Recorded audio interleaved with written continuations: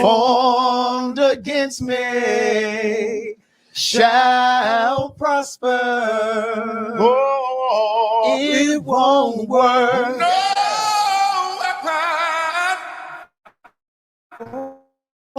weapon against me. Give me that ad-lib again. No weapon. One more time. No weapon. One more time. No weapon.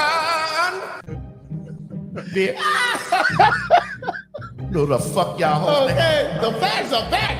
Who the fuck y'all hoes think it was, bitch, or what time of day it was? Okay. You gotta understand that this is a community-based project. We're not getting any funding from the government. I seen bitches out there talking about, wait till Trump hears about this. Trump can suck my dick. I got to wait till Tuesday. Okay. Oh my God. I just need to keep hearing that right there. Hey, you are awesomely awesome. And you're the best. You're the best blessed. Just hell. I can't even sound, you know what to say. Had a vision for 20 in the morning, thinking of my little sister said morning. Struggling with realities, no maladies, holidays ain't the same, everything's changed. No Bowie, no Prince, and no Michael, no Andre Crouch and the Disciples, no Walter, Edwin, or Jericho, no Whitney, no George Michael. Toys R Us gone bankrupt. Damn, they could toss it and went bankrupt. Everything from my childhood's missing, man. Man, I swear it's like the fucked up feeling, man. I'm not mad, it's a simple observation. And I'm not sad, but it's not a celebration. I'm just trying to put the pieces back together, man. Everything's falling through my fingers like sand. It seems a tighter that I'm gripping. It seems more that I am slipping. I feel like I lost everything I love. And where's this alleged agape love? In churches ain't the same. Gospel music just ain't the same. R&B it just ain't the same. But y'all keep telling me it's the same. But I ain't feeling nothing, damn it. And I don't wanna reach up and grab it. Shots fired, get to ducking. Always knew they were up to something. This ain't no future when you're frontin'. And y'all know you still out here fool. I'm not a baby, bro, I'm grown. Don't leave me standing out here alone. That's why I wrote this song. Because I know I'm not alone. What are we out here doing? What are we out here saying? People don't care no more. So fuck it, I don't care no more. This is too much for you to handle. I was always too much to handle. There ain't nothing new about me. You don't want authenticity. You don't want sincerity. 2020 brought me clarity. Now I see who you really are. No mask wearing, mailbox record, racist motherfucker. Let's go. Homie, you don't really want it. Sis, you don't really want it. I'm your nightmare pony. Walking in a new anointing. Walking past all your bullets. Nothing in your trigger bullet. Try and pull it again. No weapon missed again. Tired of talking about changes. Tired of going through changes. Lie after lie. Lie after lie. Republicans and the Democrats. Prime ministers and bureaucrats. Senators and aristocrats. HBO and Cinemax. Still the babies in the cages. Babies dying in the cages. I ain't forgot about the cages. And if you did, then you were racist. Calling it out like it is. Calling it out like it is. We've been indoors for a year. And we're heading for another year. Lights off for Cologne. High interest student loans. Living in a pandemic. Calculated and systemic. Start with black folks first. Kill that melanin first. Presses down and we pop up. Presses down and we pop back up. Speaking of getting it poppin', I heard you wanna get it poppin'. 400 years picked up. I guess you really wanna get picked up. We ain't playing with that ass. I'll get all up in that ass. Been doing wrong for too long. Time to sing a brand new song. Free at last. Free at last. Thank God Almighty. We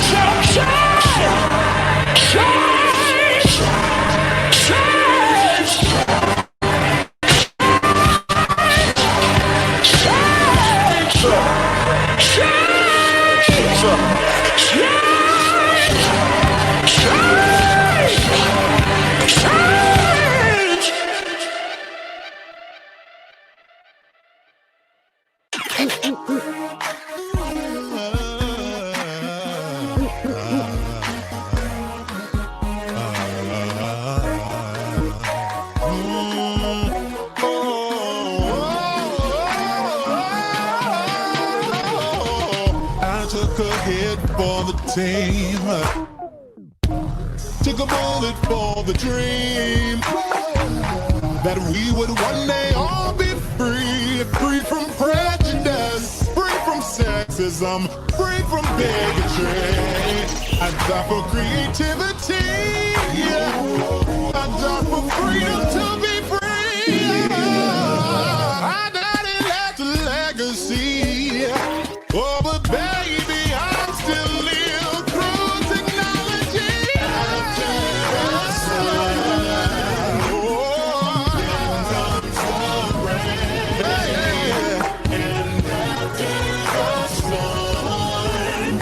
The sun will start shining. What is a pain? And tears of pain. And tears of pain. And a dash of struggle, justification. Your destiny will manifest. Yes, Bubzz.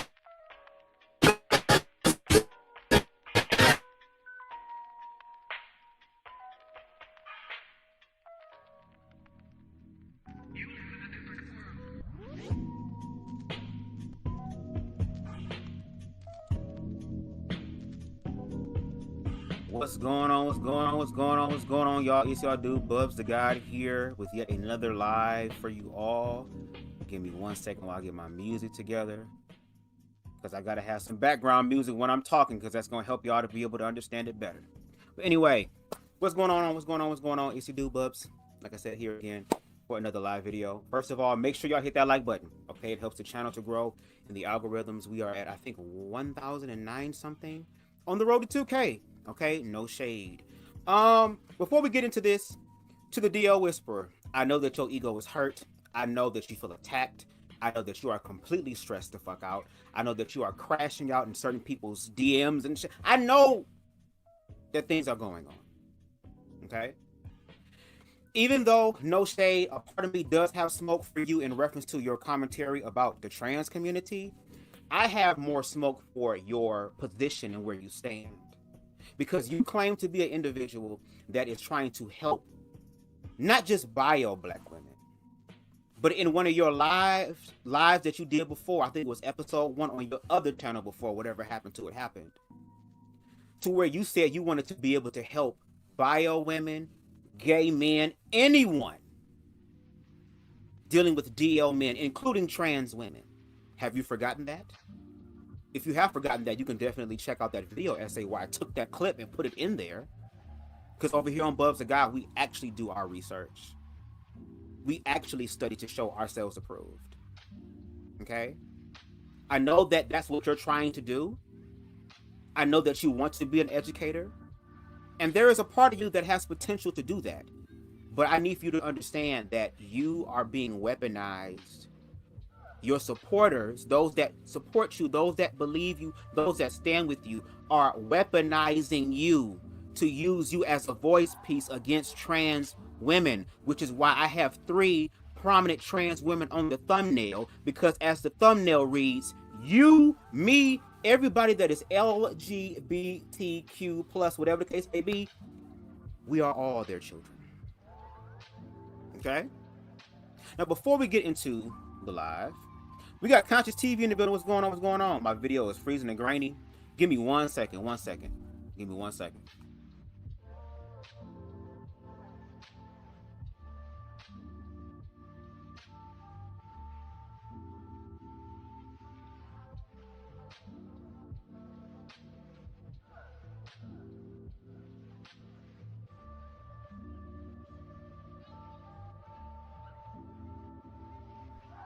Hey, hopefully I should be good now because I hardwired my computer. I had it on Wi-Fi, but I have it plugged in. So we about to see.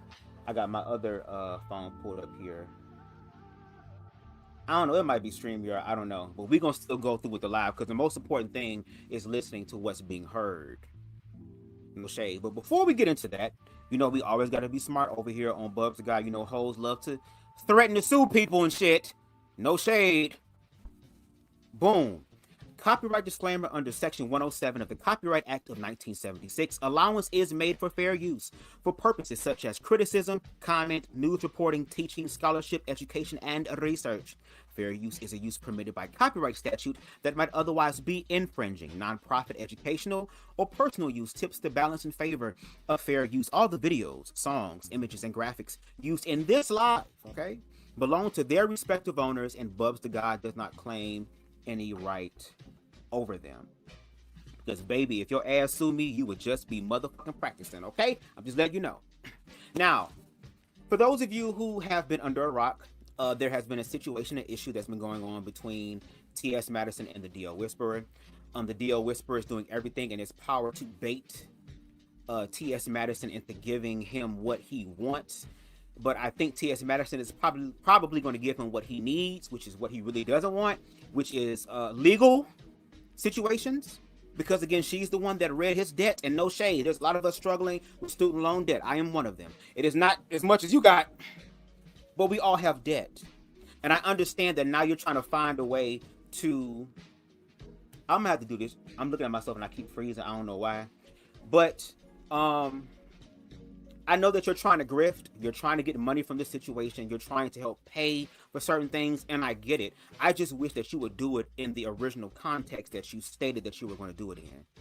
Such as standing for those who are dealing with DL men, how to heal from DL men, and how to live a better life. But there is one element that you are missing. You are bringing up how, unfortunately, your talking points actually... What's what I'm looking for? It strengthens and has a greater influence on the patriarchy that you say that you're trying to get rid of. So, they've been going back and forth. Again, make sure y'all check out Conscious TV. We did 2 lives on it. Conscious TV did an amazing, wonderful breakdown about the whole situation. Even got the D.O. Whisperer gagged the fuck out of control in reference to his commentary, okay? And it's funny because the D.O. Whisperer wants to give the smoke to those who are not asking for it. But I don't think you want the smoke from the people that you asking. Because that mountainous debt that you have now, it will be more.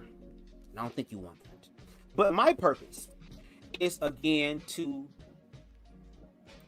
sit up here and listen. Because, again, listening is bringing forth information. And not just listening, but watching. Because actions have to line up with what you're saying. And today, the D.O. Whisperer went live. The title is in the description box below. How to spot a DL man, another one of his famous, bring them in titles, okay? But he did something that was different that I, for me, have not seen him do, okay? He was able to, quote unquote, educate his followers by giving them a little history, little timeline of the LGBTQ plus movement. And as I was listening to it, the D.O. Whisperer is kind of like a dial on an old ass radio. You know what I'm saying? You're trying to turn the dial, and there were some things to where it was like, okay, girl, we're getting close to an actual frequency to where we can start to hear words and start to hear things that make sense. But then he says something that completely just brings it out of context and sends it back into the white noise, as opposed to hitting that actual frequency that I think he's trying to hit. So I said, well, since education is what he wants to do, since this live, for the most part, was about educating, he didn't really give them the signs they were looking for, because when he was educating, it wasn't that many people in the chat. It wasn't that many people in the live. But as soon as he started giving that fear-based information and shit, oh baby, the views went up. The live was kind of popping a little bit.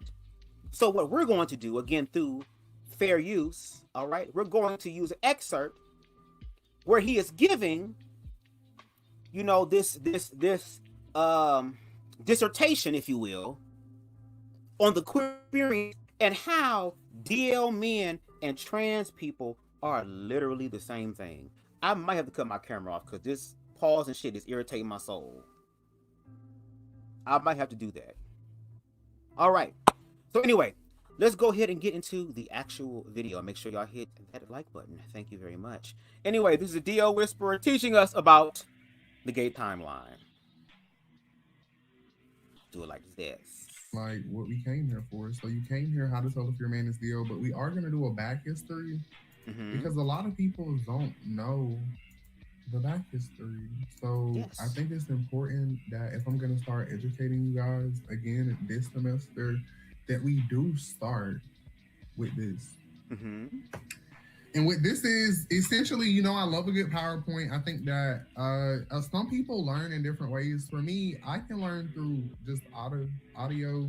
Some people need visuals. Some people need pictures. Like, so I try to provide you a whole different ways that we're gonna learn. And honestly, we might not even get to how to tell if your man is DL today, because this PowerPoint right here, it might hold us in this place. And then in the morning, it might be like, because this might be so much for you to ingest that maybe this will be the only thing we focus on today, because I do think it's important for us to learn what patriarchy is. Like, if we're going to talk about DL, man, we have to talk about patriarchy. We have to understand it. And the reason why we have to understand it is because some of us get it. So some of us are here. But some of us are not here because maybe you don't know about patriarchy, because I have been meeting a lot of people that don't know about patriarchy. So I was like, okay, I think what the problem is like when I say something like, the other day we had a conversation about, you know, how white men view black men. Or, you know, how when the money is involved, like the different things that black men may have to do. Everybody doesn't understand that. Like, when we say that, I know immediately what you mean by that. But the other people, they may not understand what you mean. So that's what I'm saying. Like, sometimes we understand each other, but I have to understand that everybody doesn't understand it. Everybody doesn't have the same access to information. We have literal small computers in our hand. What do you mean we don't have access to the information? Is it that you don't have the access to the information, or you don't want to have access to the information? You don't care about that. Now, again, he does something that I think will be on the right path. He is educating his people about the timeline of queerness. That's very important, especially in the black community. So again, he starts off and making you believe that you're going to learn something from this. But like I said, as you will see, there'll be plenty of moments where he would just be completely off track. And it's like, girl, you was right here. Why did you reverse? Why did you go to the left or to the right? Why did you move around? You could have just stayed where it was at. No shade. And again, once he started talking about the shit, as far as how to spot your DL men, because even though he stated that he was going to spend some time, or we may not even get to that point, it still didn't stop those insecure, fear-based ass black women. It did not stop them from asking the question that they really want to know the answer to. Because you are the DL whisperer. We don't care about that gay shit. We don't care about that bundle of stick shit. We want to know, how can we tell that our men or those around us are queer, especially if they're hiding. And these are the same motherfucking people that if it was politically convenient, they would sit up here and vote both my and your rights away. Mr. Whisperer or Miss Whisperer Willimina Jr. I'm just stating. Let's continue. So with that being said, of course, I don't have a title for this PowerPoint. Don't know what I would call it. Oh, I do have a title. It's the LGBT timeline. So I think this is important because we're going to talk about DL men, but the timeline is important because it educates people. It's going to make you think a little bit. And again, the harsh part about patriarchy, you'll figure it out. But this is why, and I think this is why I don't do this, because at the same time, I just want to start with, I'm not here to tell you what to believe. I'm not here to tell you how to believe. Yes, I have on my blouse today. You know, I'm not here to tell you how to believe. I'm just here to give you the facts. These are the facts as they lay. So it's been 5 minutes, right? Get the lights. So make sure y'all come in. Make sure y'all tap. We'll let it go to 10 minutes. I feel like Queen, sound off, please. So let it get to 10 minutes. I don't have on my watch, but we're gonna try to keep this to an hour 15 minutes. I don't want to overwhelm you. You know, just want to make sure that everybody's able to retain the information. And again, when we have some conversations, we talk about patriarchy without directly saying, hey, we're talking about patriarchy. So make sure you pay attention. That way, in certain conversations, 4 minutes to the 10-minute mark. Period. Thank you, Donnie. Thank you. They saying, Like girl, get the that. fuck on with that See, gay I like shit. We how want to we're- know you see if how our we're man gonna is gay. collectively work this together. That way you're not overwhelmed, because some people might want to, you know, get their dinner together if you didn't carry out. Like, I didn't carry out. So my food is thawing out right now as I speak to you all. So by the time we're done with all of this, my food should be thawed, and then I can go cook and, you know, get ready for bed. Right. You said get the gloves. Oh my God, the glove. You talking about the glove. You said the glove will bring this together. But I feel like, I don't. You're sitting here talking about trans women in the way they show up. Meanwhile, you're wearing the same garbs and in the and some of the same likeness as those that assimilate to the social construct of woman. You have on this lace ass shirt looking like somebody hood ass motherfucking magician's assistant and shit. Okay, let's introduce the dick, girl. And now you got this goddamn glove on that look like a Temu version of Catwoman's gloves and shit to bring it all together. I just want to get to the point where we start talking about this stuff, because what he's going to share, again, pre-colonial times, global gender and sexual diversity, he's going to read that down again. Okay, he has a PowerPoint, he has a presentation, he's treating it like an assignment, and I like that he's treating it like a motherfucking assignment, because, girl, you're not the only one in class. I don't need to go into the glove energy right now. It's like Thanos. Like, y'all forgive my. You don't. Some must be going on with StreamYard, you don't want because me to get the gloves. Because if I get the gloves, if I'm glitching within my video, hey. Especially if I get the boxing gloves, like, nah, if I get them, it's over with. Like, I'm about to. That's why I was like, recently when I had showed y'all I had got some new gloves, I shouldn't have showed people that. Because people didn't even know Girl, you got boxing gloves and it's hoes in Atlanta that want you to that want you to pull them boxing gloves out on them. Go ahead. Funny. I can't really necessarily be nasty and unfiltered on social media. What's going on? What's going on? What's going on? Glad to have you in the building. Then McMillan. You know, that would be that. But I get what you're saying. You just want to see what it would look like with the gloves, I'm assuming. But I mean, with the gloves, because you know the gloves, these came from Walmart. They were. I was like, I ain't gonna give them that. I'll just tell you, like, it's really ludicrous, but like I used to be so clean when I used to talk. I don't do a lot of takes. Like I can usually do everything in one, because the only time I'm really on my phone is when I'm doing turn into like a brawl. Like pre-thing that you have to know. This is a pre. Check your message. Typically, is if I accidentally click it, because it's so many messages. We got Harold in the building. What's going on, Pimpin'? I always frequently check my emails. We about to get into it, y'all. Y'all give me a second. Check my email. So, Amy Campbell, if we get to how to tell a piece deal, your question will be answered in that. Girl, you check your DMs, girl. You show being other motherfuckers' DMs, going to hell off, losing your damn mind, getting white girl wasted and lost and confused in other people's DMs, girl. Then blocking them, then unblocking them, girl, then blocking them again, girl. Say, you've been doing all of that, girl. So whether it's DMs or whether it's email, and again, D.O. Whisper, I welcome you to the platform. If you ever want to have a public conversation about patriarchy and maybe have some words about my perspective on your commentary, I open up the platform for you. Not today, though, because we're going to be looking through your shit. But if you want to be able to plan it, we definitely can do that. Because I'm down to have a conversation. Some people not. Some people over your ass. And there are some people who literally want to put their paws on you. I don't have to. You live in Atlanta, girl. Or you live in the Georgia area, girl. The punks will find you on their own. I'm again here to talk about what it is that you are quote unquote educating to your supporters who are showing your ass that they don't give a fuck about that gay shit. They want to know about how can we know if our man is with the gay shit.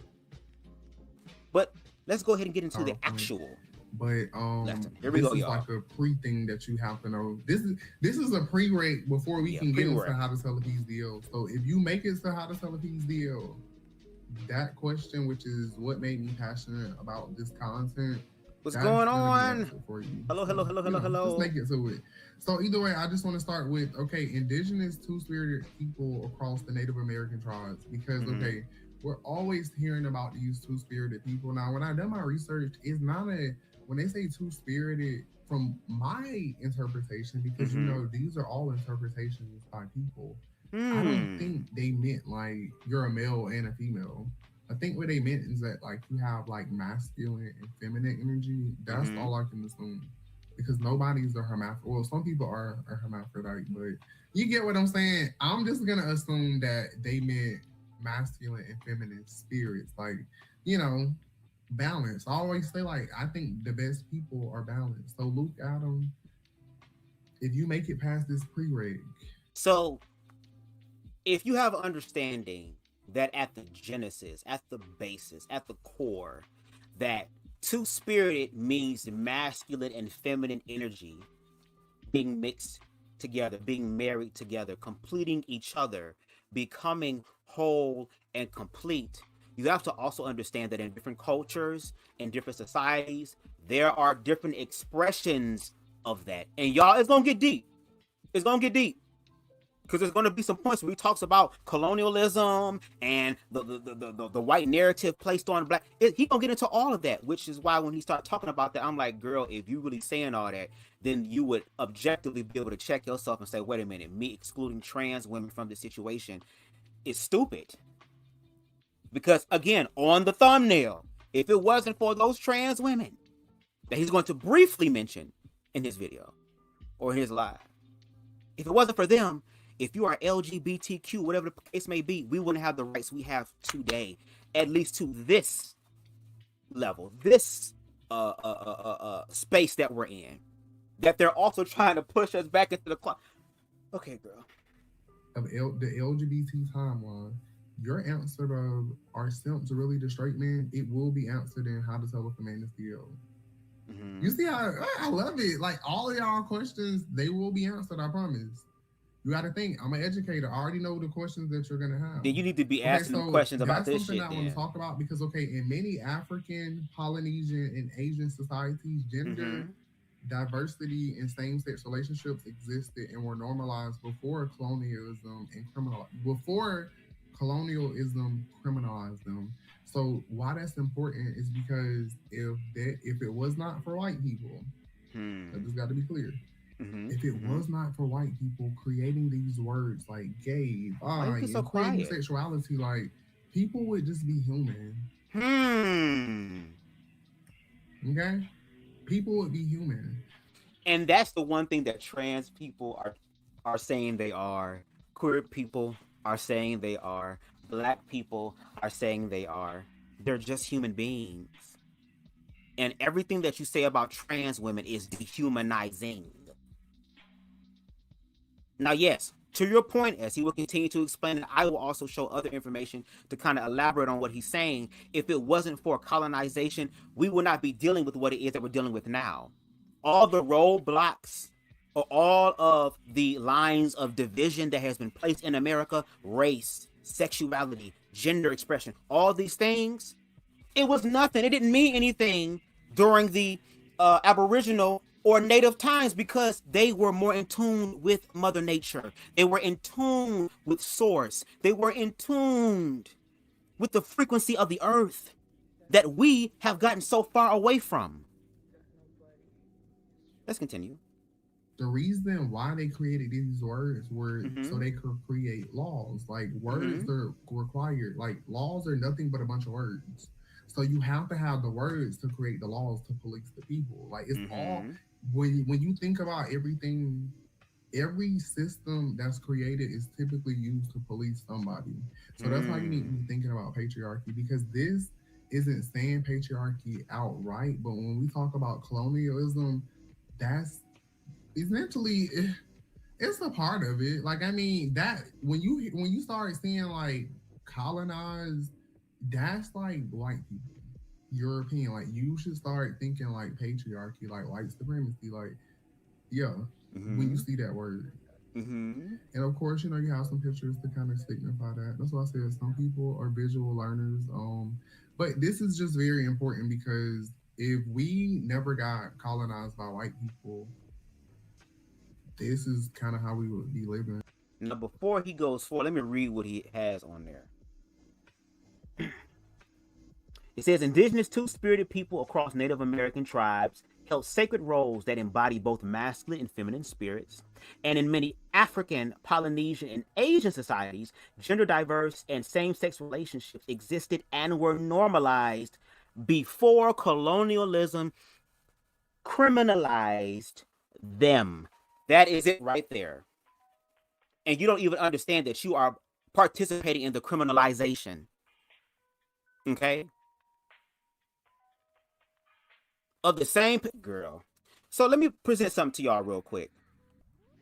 This is taken, excuse me, from chapter 2 of Blame It on the Dress, the Blame It on the Dress, the manufacturing of queerphobia and male patriarchy. I probably fucked it up, girl, but it's Blame It on the Dress. But anyway, this is chapter 2 that I want to present to y'all real quick, okay? Now, it says, chapter 2, who taught you to hate yourself? Homophobia as a tool of white supremacy. Because again, this is where he's going. So again, I'm following your lead, but just adding more context and nuance. The one thing that you're afraid to do, because once you do that, the grift is over. Who taught you to hate yourself? Malcolm X posed this searing question to a crowd in Los Angeles in 1962, challenging Black America to examine the origins of their self-perception. Decades later, this question can be reframed to address a painful reality within our communities. Who taught Black people to hate gay people? The answer leads us back to the same systems of white supremacy that Malcolm X fought against. Colonial powers who understood that dividing the oppressed against themselves was the surest way to maintain control. So again, D.O. Whisper, you are playing into the patriarchy. I already told you this in my damn video essay. Okay? Weaponizing homophobia, how European colonizers use homophobia to enforce social control. And again, we will be looking at a few of these images, so please make sure y'all bear with me. Okay? Boom. Here we go. Well, this other one. Homophobia did not originate in Africa. It was imported, weaponized, and strategically deployed by European colonizers to dismantle the social fabrics of African societies. To understand this, we must confront an uncomfortable truth. The violence we, as Black gay men, or just in the Black queer community, but in this context, Black gay men, face within our own communities is not a reflection of African traditions. It's the residue of colonial domination. Homophobia is not just personal prejudice. It's a political tool wielded to fracture Black solidarity and maintain white supremacy. Now, before the ships arrived, before the missionaries preached, and before colonial laws were inked into existence, many African societies embraced a spectrum of sexual and gender diversity. Colonizers, however, understood the power of division. They knew that the easiest way to control a people was to turn them against each other. And what better way to achieve that than by criminalizing a natural part of human existence, which is queerness, and convincing the oppressed that the oppression was their own idea. Okay? European colonial powers introduced strict gender binaries. Okay? Strict gender binaries. The DL Whisperer is going to say that again when he goes over to his other slides in his presentation. Okay? Strict gender binaries that you are telling trans people that they're following the wrong one. Okay? And heterosexual norms as part of their civilizing mission. They framed African societies as barbaric, not just because of their skin, but because of their sexual and gender fluidity. The colonizers' message was clear. To be civilized, Africans had to reject, what was already theirs. A culture that didn't see queerness as a threat, but as a part of life's diverse expression. So before I read more, let's go ahead and listen to what more of the D.O. Whisperer has to say in reference to colonialism. But anyways, let's keep going. So in the 1400s, because of course, like I said, the colonization is very important because this is where patriarchy starts. Okay, so in 1415, the Portugal began expanding. So the Portuguese captured somewhere in North Africa. And that's where the European overseas first colony started. So that's important because that means that this is when white people, came over there. They hadn't started their bullshit just yet. And I always tell people, I knew they watched. They watched to see what the people were doing. This is why I say they already knew people were gonna be gay because they were already gay. So they watched us to see if we were gay too. And it's no offense to everybody, but I think people are already gay. Punch me in the head a bunch of times. I think people have been gay. I don't think gay should have ever been a word. Literally, if you didn't know that word, we would just all be humans. Some humans might like other humans that are the same as them. some won't. Like it would have just been something that would have just been happening. We would have never just, But I'm just saying, like, it's important to know why these things are created. Because I'm not saying that you should just overlook it and accept that, some men are gay, because not all men are gay. But okay, so in 1492, which is very important, interesting. That's when they tell us that Christopher Columbus landed in the Americas. Of course, he landed here, but he wasn't the first person here. There were already people here. There were already indigenous people here, which is very important because indigenous people are not white. So I know we have this notion that, like, okay, white people came to America. No. They weren't the first ones. People are already here. It was already indigenous people here. What's going on, the Black Anarchists? We're going to be using some of your literature tonight to help break this down. Shout out to you. Make sure y'all subscribe to him. They weren't white. So, of course, we kind of go over some more stuff. I don't really like this talk too much in depth about, like, the history until we get to the right parts. But, okay, this is important. So, Spain and Portugal divided the world between themselves for colonization. Okay. Spain and Portugal. What is that telling you? This is why this is important, because this happened in 1494. So this formalized the European control over vast parts of Africa, Asia, and the Americas. European powers began colonizing Africa, the Americas, and Asia. Colonizers violently imposed Christianity, gender roles, and anti-queer laws, erasing many indigenous queer identities and cultural norms. Hold on. Let me read that. What you say?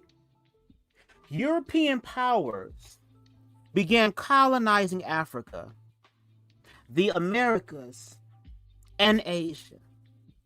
Colonizers violently imposed Christianity, gender roles, and anti-queer laws, erasing many indigenous queer identities and cultural norms. And you don't believe that that's not what the fuck is happening today? That this current administration is not trying to do a 3.4 or 5.6.0 colonization of America again? Which is why we have to give you the smoke, Willimina Jr., because you are playing into that, especially when it comes down to trans people. Because again, when you was on Baldhead K's motherfucking platform, giving an interview to her, you stated that you do not like trans people, that you've always not liked trans people, and that if you can or if you will, you would end up lobbying, entering the political atmosphere arena to be able to do what? Create anti-trans laws.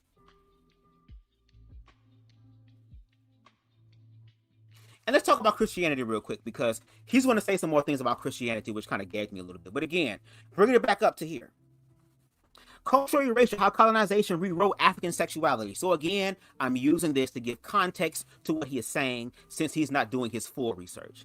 The first assault, was cultural erasure. European missionaries and administrators didn't just introduce Christianity, right? They rewrote history. What the fuck is this administration trying to do? Rewrite history. They portrayed same-sex relationships and non-binary identities, as perversions. Despite overwhelming, let me put up the other part here. No shade, because again, we doing our big one. Make sure you hit that like button. And if you want to send to the Kang as far as the Cash App, you can send it to Conscious TV and say, send the bubs. No shade. But anyway, evidence that these practices were integral to pre-colonial African life. They demonized indigenous spiritual systems, many of which embraced gender nonconformity and saw queer individuals as possessing unique spiritual insight. Shout out to the eunuchs. Thank you, JT. Take the Yoruba people of Nigeria, for example, In pre-colonial Yoruba society, gender roles were flexible, and certain spiritual leaders, known as the, I'm gonna fuck this word up, Babalawo, girl, them people, often transcended binary gender expectations. Similarly, among the Igbo, the practice of female husbands, women who took on male social roles and married other women, was an accepted social structure, not an anomaly. These practices were not secret or shameful. They were part of the social fabric. Yet, when European colonizers arrived, they labeled these practices as sinful, unnatural, and backward. And as we continue to listen to the D.O. whisper in reference to Christianity, girl, he's going to say the word demonic, and demonic is only applied to trans. Oh my God. They imposed Victorian morality through colonial educational systems, religious conversions, and legal framework. They made African people believe that queerness was foreign, okay, a Western import, when in fact the true import was homophobia. Yeah, we're going to continue to read here because, again, that's what we do. Divide and conquer. We're not reading all of chapter 2, but just a few of them. Fracturing Black solidarity. The colonial strategy of divide and conquer was not limited to physical domination. It extended into the psyche by criminalizing queerness, right? Shout out to organized religion. We fall down on them dick and nuts. Girl, colonizers created an internal enemy within Black communities. Suddenly, the queer brother, the non-gender conforming sister, the soft-spoken boy, or the assertive girl became threats to community survival, not because they inherently were, but because colonial systems made it so. Let's go back to the D.O. Whisperer. And I say that, and I put that because that's important to know. And I'm going to read it again because this is sad, but this is also something that's important. And this is why I don't talk about it, because I still am a Christian. Here we go. Like, is this sad? Yes, but we can't undo it. And I'm still a Christian. No, you can undo it. The purpose of your motherfucking platform was to be able to help people understand what patriarchy is. Primarily those who deal with DL men. Again, bio women, trans women, gay men. But because you are a Christian, and because the reality of what has happened outside that book weighs heavier than your interpretation of some of the delusions of what a lot of Christians have in that book, you're not going to address that. You say that you want to protect Black women, but yet you don't want to take time out to be able to attack or critique or dismantle the fucking system that made all of this that you're complaining about possible. That would have been the time to do that. But of course, just like the pharmaceutical company, why would I sit here and give you the cure when there is so much money in just having you deal with the symptoms? Okay, the shit is just crazy. But European powers began colonizing Africa, the Americans, and Asia. Colonizers violently imposed Christianity, because remember, Christianity spread globally. Hey, Queen. That's everything. What's going on, starts with Christianity. That's why I put it first. What? How do you think we got gender roles? Christianity. Gender roles were created to control people. Wow. Gender roles were created to control people. But when there are individuals like T.S. Madison or Hope Giselle or Dominique Morgan or Angelica Ross or Fairy Puss or Diamond Styles or any other trans woman, trans person, even you, the way that you're dressed outside of gender norms. You over here dressed like Shantae Moore. Candlelight and end of the day, I will faithfully come home to you. You doing all that. That's what I'm saying. Like, when you were sitting here speaking about this and talking about this, you don't understand that you're literally biting yourself in your own ass. And that's why I do the lives that I do, because I just be using what come out of y'all mouths. Some of y'all need to think before y'all actually speak. No shade. Let's continue. And there was anti-queer laws because, like we just established, like in most cultures, they felt like everybody was two-spirited. And to me, like I keep telling you, I think that, not to say that everybody was gay, but they had gay people is what I'm saying. Like, people, there have been gay people throughout time. I think that when you demonize it, then you have people that aren't comfortable in their skin. Like, again, they had anti-queer laws. Some places it's illegal for people to be gay. I can understand a man being DL if it's illegal. Like if your life is gonna be taken because you're gay, be DL. In America, that's not the case though. But anyways, that's No, in America, you can lose your status as a man by being gay, especially if you're a feminine gay man. And if gay men could just walk around, or queer people could just exist without the bullshit attached to it, the DL community probably would be a little or nothing at all, because there will be nothing to be shameful about. That's what I'm saying. Like in one instance, like again, you're able to like somewhat see it. Like I was talking about that dial earlier. Like we be dialing, we be like, okay, just keep going so we can get a clear frequency. But then it's just like, girl, fuck it. Girl, it's just all over the place. Because everything that you're saying right now completely contradicts everything that you've been doing. That's crazy. You're sitting here talking about gender roles and used to control people, but yet you're dead naming trans people. Or misgendering trans people. I mean, if it's just going to be an ad hominem versus ad hominem, then let that be the case. If it's just going to be read versus a read, then let that be the case. But don't get up here and act like you're trying to educate people. But then when we actually see you put the education into application, you fail horribly, miserably. And that's why your supporters don't give a fuck about what it is that you're giving them. They don't want the prereq. They want the class that they fucking signed up for. Which is, fuck all this gay shit. I don't care about a man being gay. I don't care about how the Africans did it because we in 2026. Bitch, I want to know that my man like me and don't want nobody with a dick. See, you're not really about it when it's about education. You're not. You're not. You just put it on the front, just like a mirror Odom. Y'all like to perform that y'all know what y'all are talking about. Y'all like to perform that y'all are educated. But then when the reality comes for y'all to walk that shit out, girl, ain't nobody walking. Again, you got smoke for trans people, but you ain't got smoke for your same gender loving brothers, though. Interesting. Something that we also need to talk about. So in 1619, this is important because this is how I feel like Black people got so involved. So in 1619, chattel slavery started in the U.S. So the word chattel, cattle. So the reason why this is important is because this is when the first enslaved Africans were brought to the Americas. So under slavery, Black bodies were sexualized, they were controlled, and they were punished.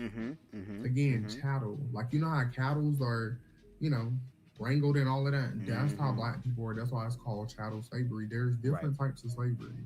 Right. You can be an indentured servant, which is a form of slavery. But the thing that I'm saying is that chattel slavery, and can we get Miss Feisty Morgan out of here? Actually, let me see if I can do it. Like, I hate when people come in being negative. It's like, trans people, this is not the space for you. It's not. It's like, we're gonna get to you and why you fucked yourself over and why you still been hurting women. But for now, let's talk about. And he never explains how trans women fuck over bio women and objectively hurt bio women. The only thing I hear bio women telling trans women is that, oh, you not no real woman. You ain't got a uterus. You ain't got a womb. You ain't got this and you ain't got that. And there are trans women that are literally telling you, I am okay with not being biologically female. But according to the motherfucking gender roles that y'all want people to assimilate to so bad, bitch, they are doing it. Whether you want to believe it or not, they're doing it. T.S. Madison is walking around saying her name is T.S. The T.S. And niggas still trying to fuck. And again, the niggas that just don't want you or want bio women, they also want her. Because again, she is on the spectrum of woman. You just brought up social constructs. You just brought up gender roles. So don't get mad when someone in the society who is trans says, okay, I'm going to assimilate. Because at first y'all be getting mad at trans women who don't assimilate that y'all call clocky. But then when trans women assimilate, then all of a sudden now it's to them to disclose their information. And whether they tell you they trans or not, this is their reality. And if you fucking around or trying to fuck around with T.S. Madison, I can only imagine what other trans women who are not on her level have to experience because of your rhetoric, sir. Let's continue. Because this is also why certain things are a little demonic. Okay, so the word demonic were sexualized, controlled, and punished. Any deviation from heteropatriarchal norms was demonized. Mm-hmm. Queerness was seen as unchristian and associated with racial inferiority. Mm-hmm. And the reason why that's important is because essentially it was like white people aren't going to be gay. What? That's what that would mean. That notion is like, and that's why you see the DL community was started by Black people, because a lot of those stigmas and stereotypes, it really applied to Black people. White supremacy codified these beliefs that whiteness meant civilized, straight meant moral, Blackness meant animalistic, perverse, and hypersexual. So it's kind of like where I be telling y'all how people curse you, but when they continuously keep speaking things over you, and then you start to become that, that's what happened with a lot of Black people. And because of the things that happened during slavery, like butt breaking and, you know, all of these other things that we don't necessarily have to talk about, even like breeding people, like it's a lot that I feel like they done to Black people that's kind of like passed on from generation to generation, because trauma can be passed on. People don't get that. Like a lot of people, like, let's just say this, like some people are afraid of the police and they have no clue why. It's because that trauma has been passed on, because like slavery was like not that long ago. I don't think people realize that there's still people around that own slaves. Slavery wasn't that long ago. The trauma is still there. So that, again, you don't have to be what people say you are, but I think a lot of people, to me, words are very powerful. And when people keep speaking things over you, if you're not a strong person, maybe you will become that. I'm not just saying that that's true, but I don't know. Words are just too powerful, which is why I don't play with people with that. But okay, so white supremacy. Now, before he goes forward, I kind of want to put something up here again really quickly, because I took some screenshots of some things. 1 second, I'm trying to click the thing. Give me a second. Here we go. Let's go to image file. This person was talking about DL and trans and shit, and basically said in the live, girl, I don't know if I have it here, he may have said it afterwards when he was talking about the whole how to find out if your man is gay situation, but he speaks on something by saying that DL and trans people are literally the same fucking thing, which is crazy to me. But anyway, let's go ahead and take a look at that real quick. All right. Now, as you can see on the screen here, it says, no, DL, down low men, and trans women are not the same thing. We fucking know this. They refer to two completely different groups of people with distinct gender identities and roles within relationships. For example, trans women are women who were assigned male at birth, yes. A trans woman is a woman. And if she is in a relationship with a man, that relationship is typically considered straight. You were just talking about the gender roles and stuff like that and what is required, right? Trans women are doing that. DL men, short for down low, is a term primarily used in the African American community, like he admitted or stated, to describe men who publicly identify as heterosexual and often have female partners, but secretly have sexual relations with other men. Okay, then we have this here.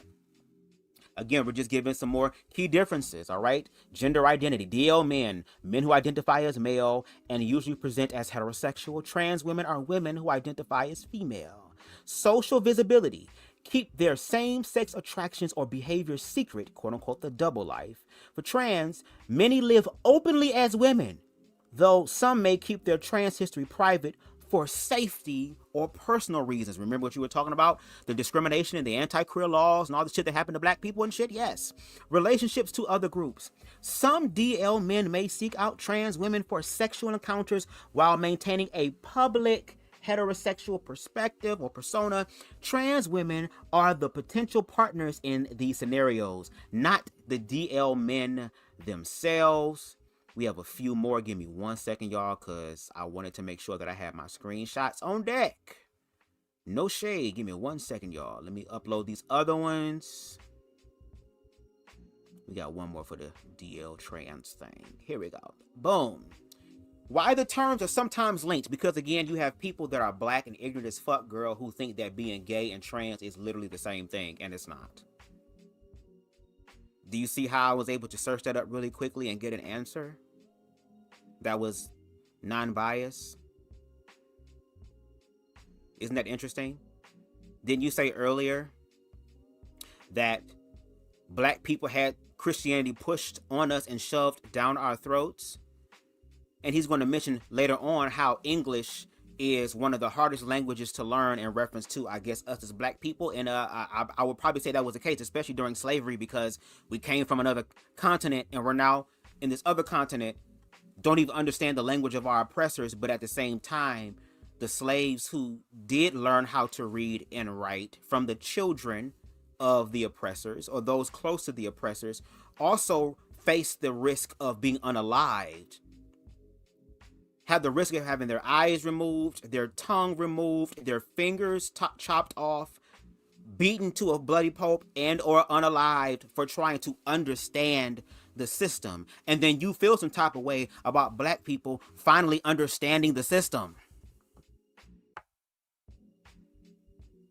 It's the same thing with the slave Bible. That Bible was given to black people where all of the empowering, uplifting, motivating, self-reliance, tuned in, turned on, turned up connection to God was removed, and that was placed on white men, that they were the gods. When you bring up buck breaking, yes, buck breaking and homosexuality is two entirely different things. Buck breaking was literally about graping someone brutally in front of their family, in front of fellow slaves, and it was used as a fucking scare tactic. You got foopalicious ass niggas on other platforms, girl, that whenever they think about queerness, they bring up buck breaking. Grape and consensual relations are two entirely, again, different things. But anyway, while the terms are sometimes linked, the terms are often mentioned together because some DL men seek sexual relationships with trans women, but refuse to be seen with them in public to maintain their heterosexual image. This behavior is frequently criticized by the trans community because it can lead to the devaluation and fetishization of trans women as secrets rather than partners in healthy, open relationships. I don't know why I'm getting called. I just told this person I was going to be going live. But let's get back to the DL Whisperer. Use heteronormal activity and gender policing as tools of control. Because again, let's remember, when we talk about power, the true power, okay, free will. Everybody has free will. There's physical power. Some men possess physical power. I don't think white men are typically going to come to your mind when you think physical power, because they're typically not the most, like, they don't have the physicality. And then the other form of power is women have a womb. Women literally keep society going, because if women don't have children, then how would society be going? So a womb is so powerful, and that's why I say women don't understand that. Some men recognized at one point how powerful women were, and they created all of these systems to try to control women. Because to me, men are easily controlled. The issue is, especially black women are not easily controlled, because all of this stuff that they put in place in all of these systems, like, it's not working against black women specifically. But how do y'all feel about his education? Do y'all feel like he educating? Do you feel like he giving black women what they want and what they need in order for them to go ahead and fucking make it? What do y'all think? Let me know in the comments. For those of you that are still here, let me know. What do you think? Do you believe that he is educating? He put the whole motherfucking PowerPoint together. So do you think the PowerPoint was good? Do you think it backs or solidifies the DL Whisperer's mission that he's trying to accomplish here? Let me know in the comments. First enslaved Africans are brought to the English colonies in the North America. Slave creates rigid racial hierarchies and introduces Christian-based sexual control, which includes criminalizing queer behavior. Okay, so I always tell people I am still a Christian because I feel like the Bible isn't the problem. It's the fact that, like, by it being a source of information, like I told people, it's like one of those things where if you're writing a research paper, you're gonna go and get the parts that help you with your point. So some people will use parts of the Bible to push things that maybe shouldn't be pushed, and they just use that specific part. It's not like when you go to church, you're listening to the whole Bible. Most pastors use like 2 pages and will preach for over an hour off of 2 pages. So you see what I'm saying? That's why I was like, it's not about Christianity being bad. It's about people using religion, because Black people are the most like spiritual, I feel like. And they use the religion to manipulate us, I think. That's yeah, you just said it in the other slide, and I'm bringing it up, and I'm gonna bring up this other part, girl. Again, we doing our research over here, girl. It says the role of the church in policing sexuality, because you just mentioned it. So again, I'm just adding context and nuance again. Christianity as a colonial weapon. How forced conversion imposed anti-gay ideologies. Now, to understand the roots of Black homophobia, which is what we're dealing with here. Black homophobia, transphobia, queerphobia, from somebody in the queer community. Very interesting. We must confront an uncomfortable reality. Christianity, as introduced to African societies through colonization and slavery, was not about spiritual salvation as much as the DL Whisperer wants it to be.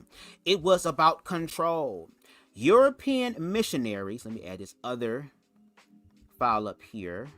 Where are we at? Okay, here we go. Where are we at? Excuse me. European missionaries didn't arrive on African shores with Bibles out of benevolence. No. They came with a dual purpose: to conquer land and minds. And in their mission to, quote unquote, civilize, they brought not only European religion, but European prejudice, including a deep-seated intolerance for queerness.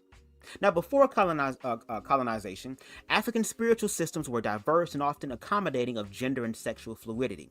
But when European missionaries arrived, they declared these systems pagan, sinful, and primitive, and I'm going to add the other word that the DL Whisperer included, demonic. Okay? The Bible became both a weapon and a shield, used to justify colonial rule while demonizing indigenous practices, including same-sex relationships and non-binary identities.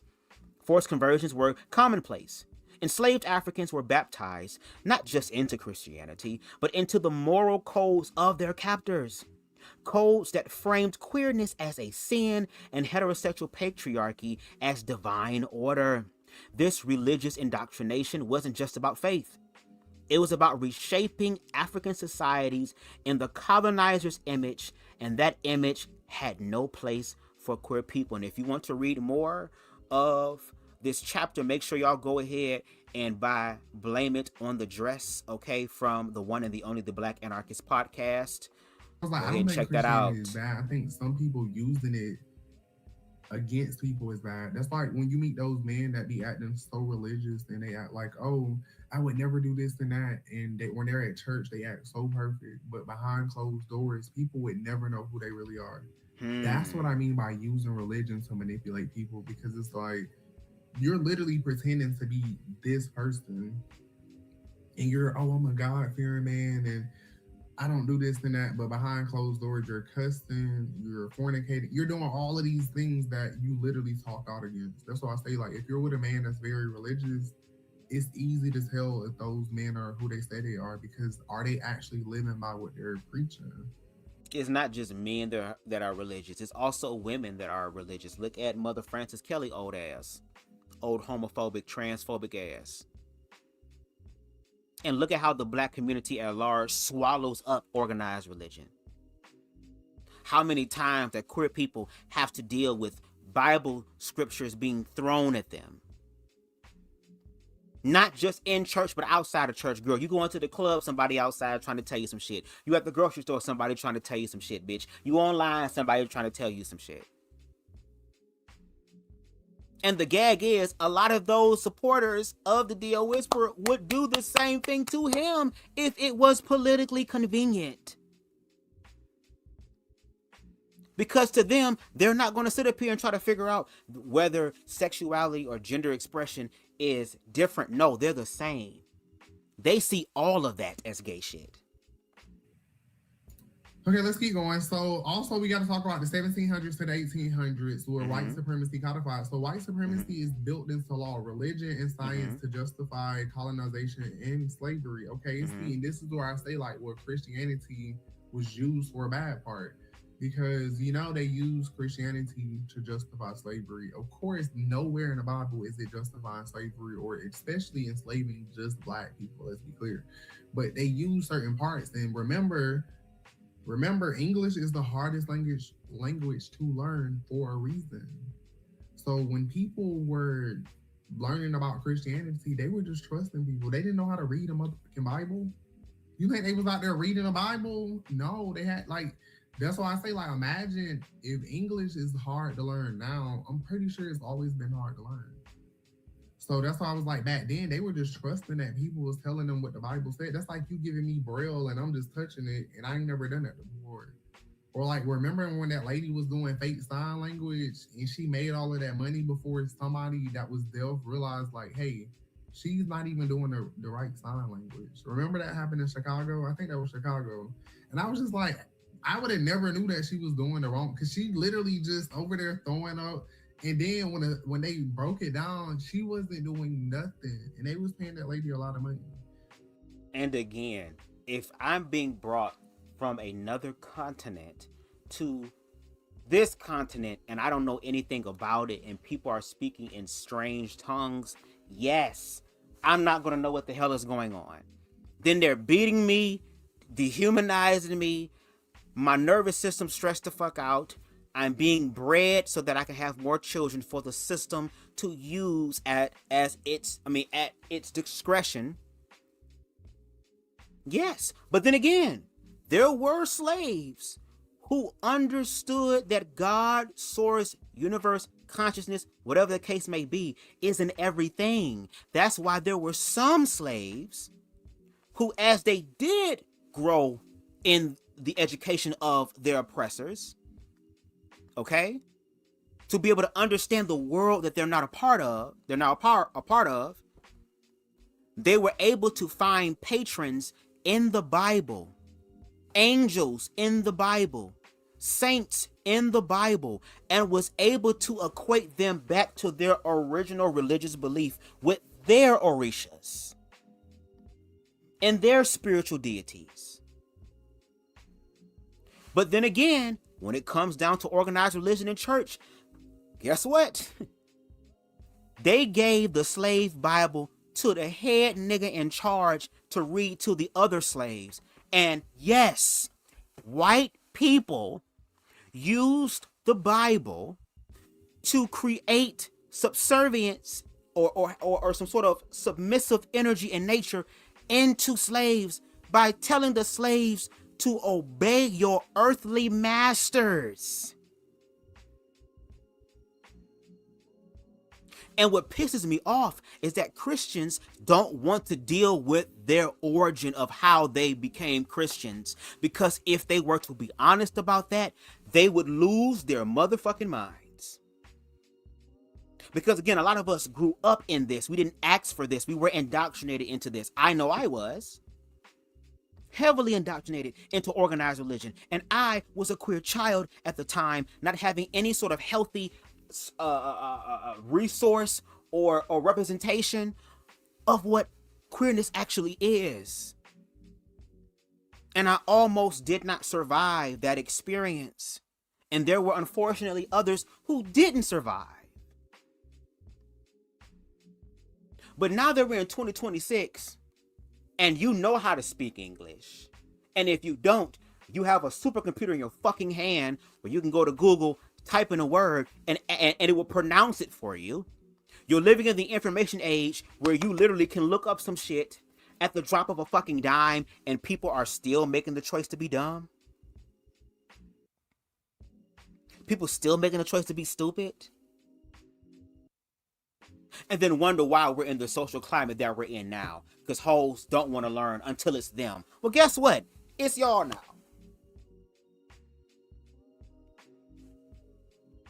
I would love for the DL Whisperer to do a live. If you're watching this, I would love for you to do a live on Christianity and the dark ages of the church and the Spanish Inquisition and the Salem, I'm about to say Harlem, the Salem witch trials and all the things they've done to people who, again, as you stated earlier, were operating in their natural, since the heterosexual people love using the word natural and the hoteps love using the word natural. This religion taught you to hate yourself and your ancestry. Maybe if black people were to let go of Christianity and tap into their original spirituality, then maybe there could be a change or a shift, because white Jesus hasn't done it yet. But anyways, no, I'm sorry, a little tangent, because this is important information. So, okay, so queerness is increasingly demonized as non-white or immoral, especially in the Black and indigenous bodies. Because like I told you, remember, we're going to scroll back a little bit. Mm-hmm. Remember, they went over there in 1415. So from 1415 to 1492, them bitches was watching. They was watching Black people. They was trying to see how we was doing our damn thing, because you got to think, Africa had all of the fucking resources. So they was watching and planning and plotting, which is how they knew that some people were gay. I'm telling you, like, in my heart of hearts, I believe that they watched. They saw that some people was gay. They said, okay, we know how we gonna, like, do it. Like, I just feel like that's what happened. But either way, I just had to go back to that to remind you that white people were not watching Africa to see if they were fucking gay. To your point, they colonized Africa because of its resources. Them hoes care about money, power, privilege, and quote unquote the respect that comes when you have all three of those stones.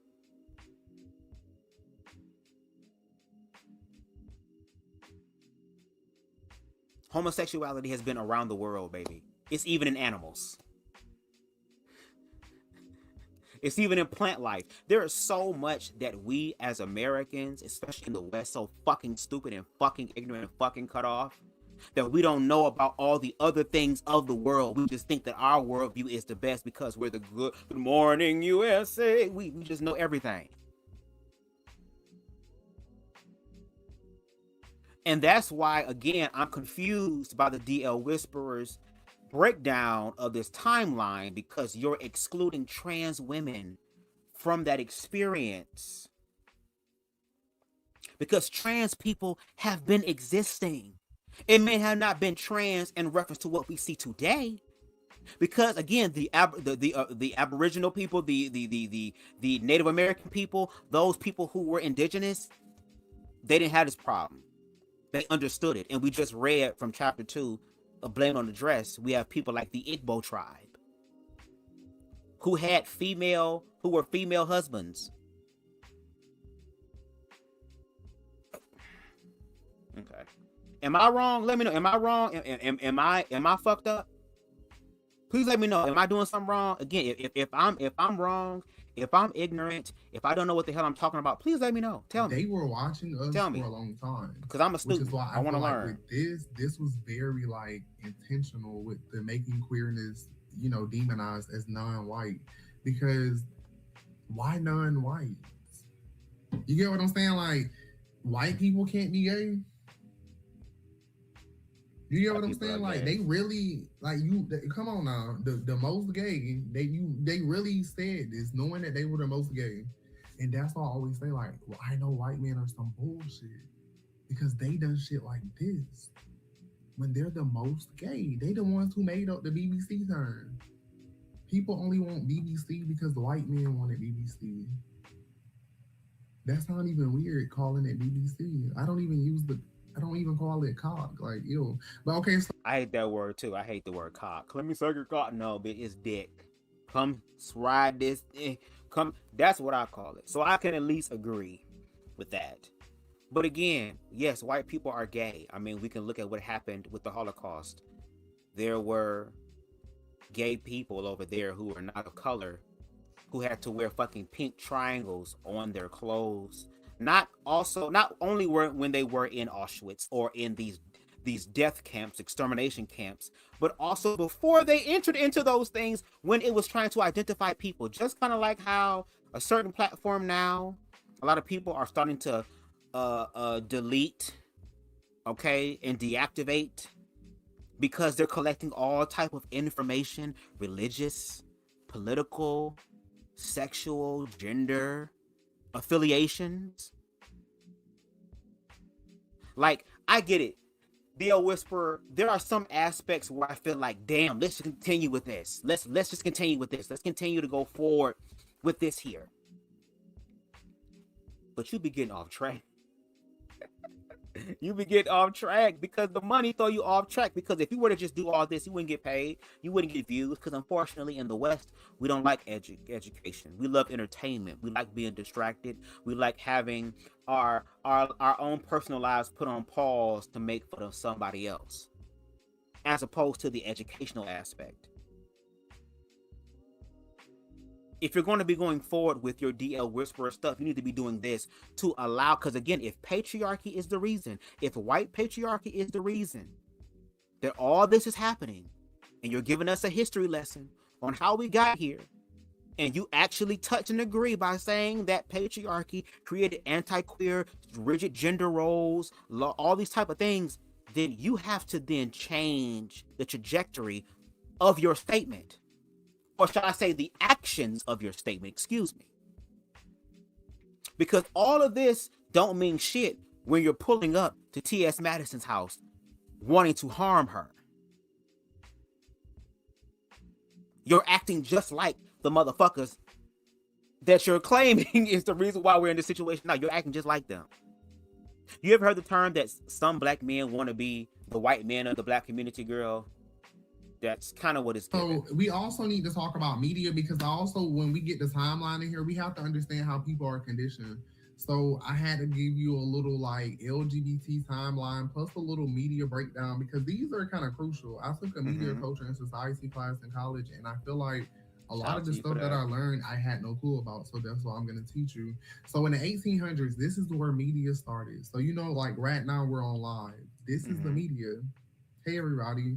In the 1800s, do you think they would have thought bitches gonna be going live in the 2000s? Like in 200 years, these hoes are gonna be going live.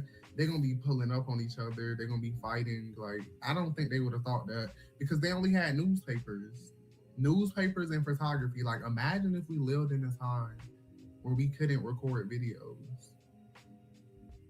We don't have to imagine living in a time. That time already came and passed, and I thank God for that. The issue is that I can understand there being ignorance if it was just newspapers and possibly just television, girl, because again, that can be controlled. But because we're on the internet, and the internet has not been completely regulated, girl, all types of information is going across. And what I'm realizing is that no matter how much information is presented, y'all still not gonna give a fuck. Well, if you don't give a fuck, then don't get mad when you get what it is that you deserve, because you wasn't looking both ways before you crossed the motherfucking street. That's on you. But we here.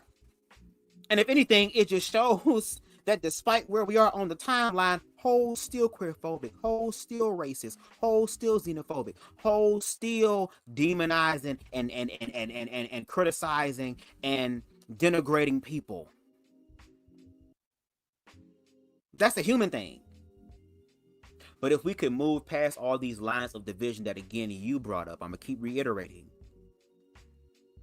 in reference to the gender roles and the anti-queer laws and the policing and all this other type of shit, you're doing that, Miss Willimina. I need for you to realize that.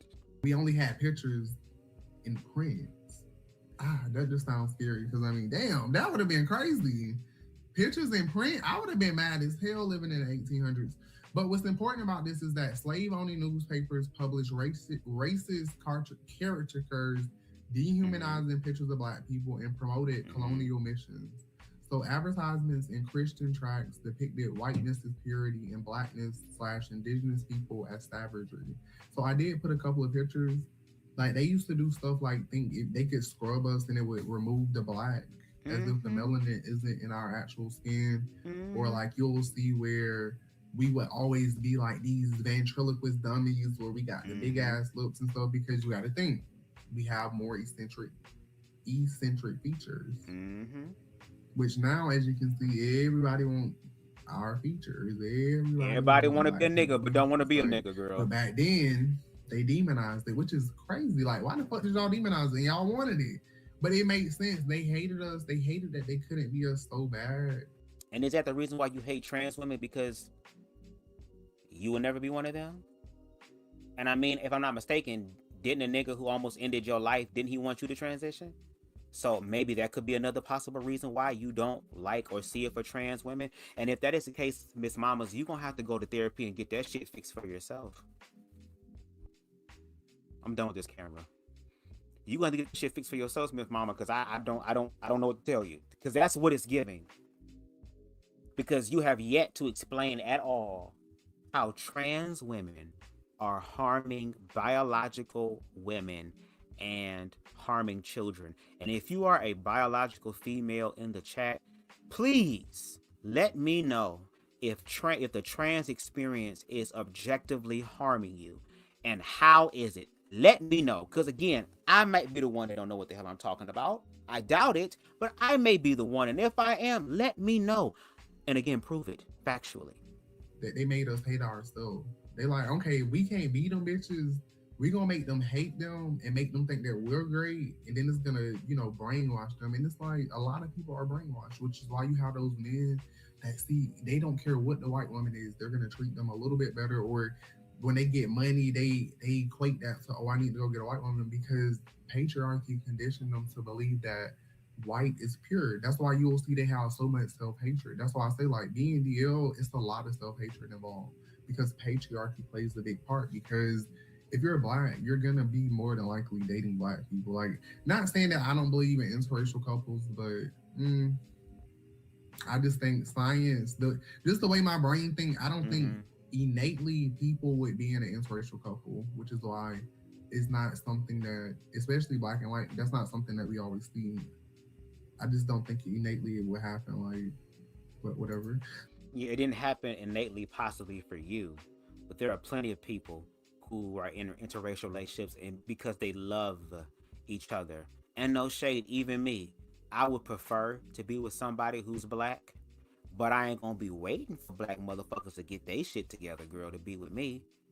If motherfucking Eduardo comes along and wants to get with BubzDaGawd and he care about me, let's do it.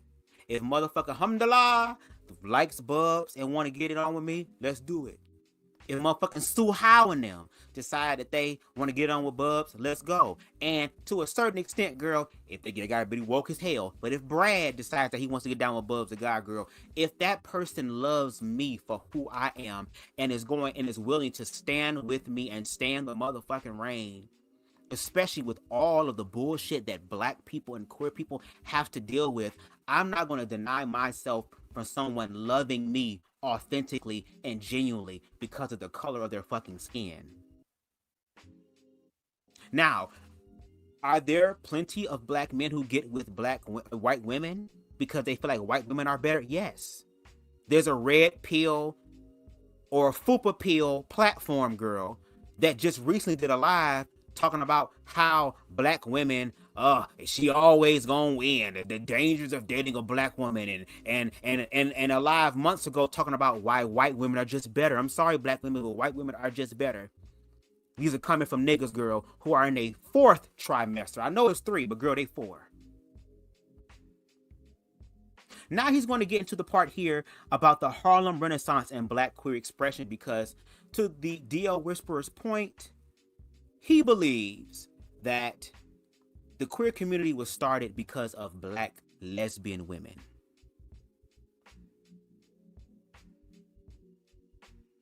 and that the trans community is trying to hijack the Black lesbians' achievement in creating the LGBTQ community, when we know that is not the case. Now, do Black women be on the forefront? Yes, the spectrum of Black women be on the forefront. Bio women, and as we will see later on, trans women as well. And in the words of Craig the Writer Stewart, or as CTV would say, Craig the Mistress, girl, if it wasn't for Black women and the LGBTQ community of color, the Black community would have been destroyed. And I mean, he's not wrong, because we just had a history lesson in the beginning from the DO Whisperer talking about how we were before colonization and using blame it on the dress to strengthen that argument on how we were before colonization happened. It's very interesting. But let's continue. So now we're gonna go on to the 1900s. Make sure y'all hit that like button. Because the 1800s, they was just printing pictures in newspapers. There wasn't really nothing going on. Of course, information, what you need to pay attention to is that information was not able to be spread that much in the 1800s. So people was doing shit, getting away with it. Like, think about it. At one time, we didn't have cell phones. We had beepers. Mm-hmm. Imagine your nigga out cheating and you got to get a page. I can't even fathom how a beeper would even work. But I'm assuming, like, you just look, it's like a little screen. Like, I'm guessing a message come across it. Like, I don't know. But imagine you got to go down and, I don't know. That's just crazy to think. Like, that if your man queen. doing something, like, how would you even catch him? Like, nobody's not going to hit you up on your beeper. People probably don't even know what a beeper is. You're probably too young for that. We also used to have payphones. Like, remember, you used to have to, like, call really quick, say the message, hang up. Crazy. But anyways, in the 1900s, that's when the Harlem Renaissance and the Black queer expression started. And the reason why I say this is because this was something that was very important. It was Black women. You had Black artists like Ma Rainey, Bessie Smith, and Gladys Bentley. And they were openly gay, and some of them were bisexual, but they had drag balls that flourished in Harlem. And Richard Bruce Nugent, he celebrated same-sex love. These were early, unapologetic expressions of Black queer identity. And look at how some of those Black women are choosing to show up. Look at the Black lesbian woman on the far right. The top hat and the tuxedo shirt and the motherfucking bow tie, girl. Like, look at it. God damn it, will you look at it? She is sitting here following a gender role or a gender expression. Publicly, mind you. And let's go a little bit further with the Renaissance, because again, I have some shit about the Renaissance. I told y'all I had some screenshots. Y'all make sure y'all like the live. Give me 1 second. Let me load these gender role images up. Let me load them up. Let me load them up.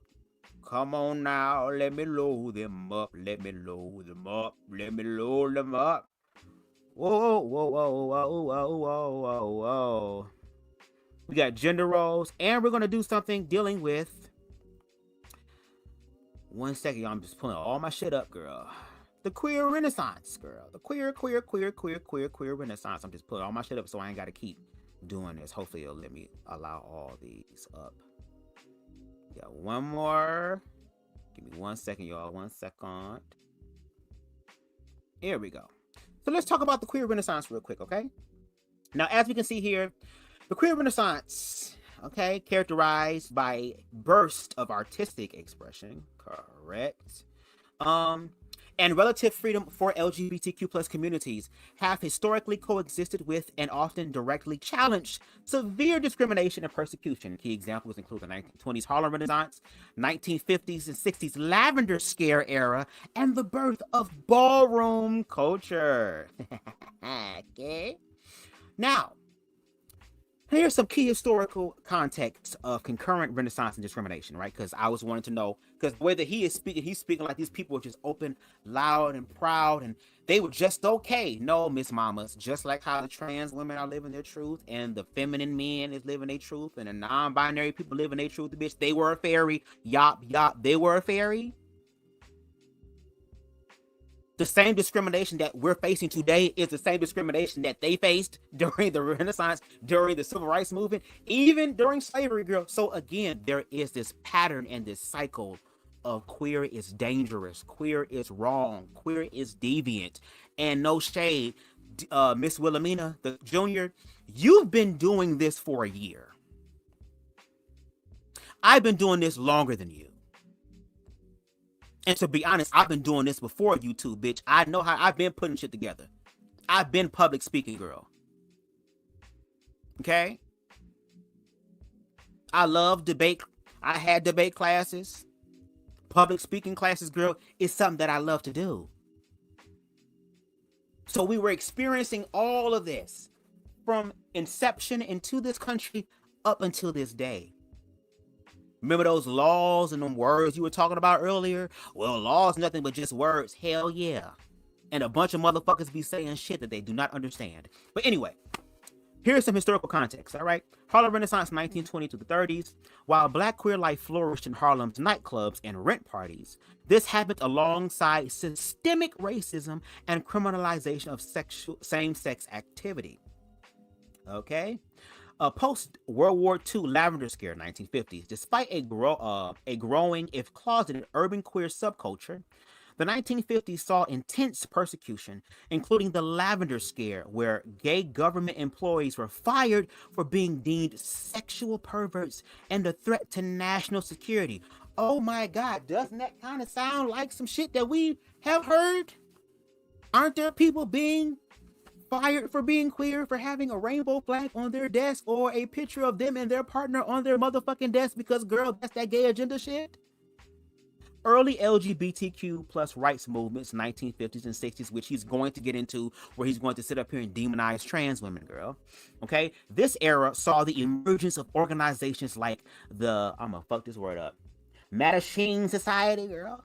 Yet queer people faced rampant police brutality, raids on bars, such as the Stonewall Inn. Hello, the women on the thumbnail, girl, is the reason why we're here today, as far as the homosexuals, girl, and the gay community and the queer community, girl. The sexuality and gender expression, baby.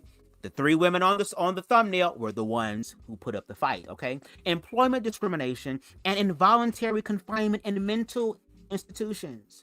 And then lastly, I have to remove this banner real quick, we have the origins of ballroom culture, the 20th century.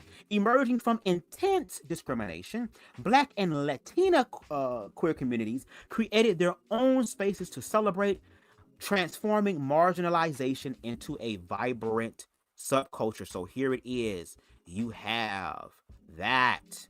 We have one more. Now, these were the forms of discrimination that was faced during that time. Again, look at the patterns. Criminalization. Same-sex acts were illegal in many places, with laws like the Offences Against the Person Act in 1828 in the UK punishing male same-sex activity. State-sanctioned harassment, police entrapment, raiding of gathering spots, and violence were common, such as the 1969 Stonewall Raid.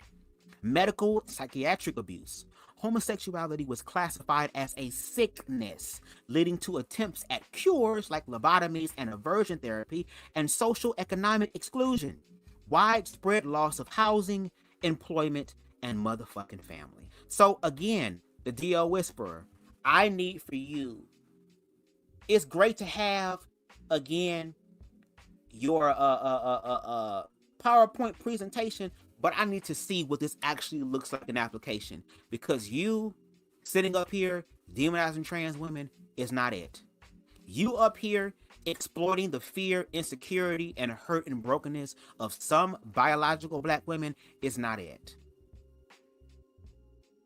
You are causing the same destruction that you're telling these people that you're trying to dismantle.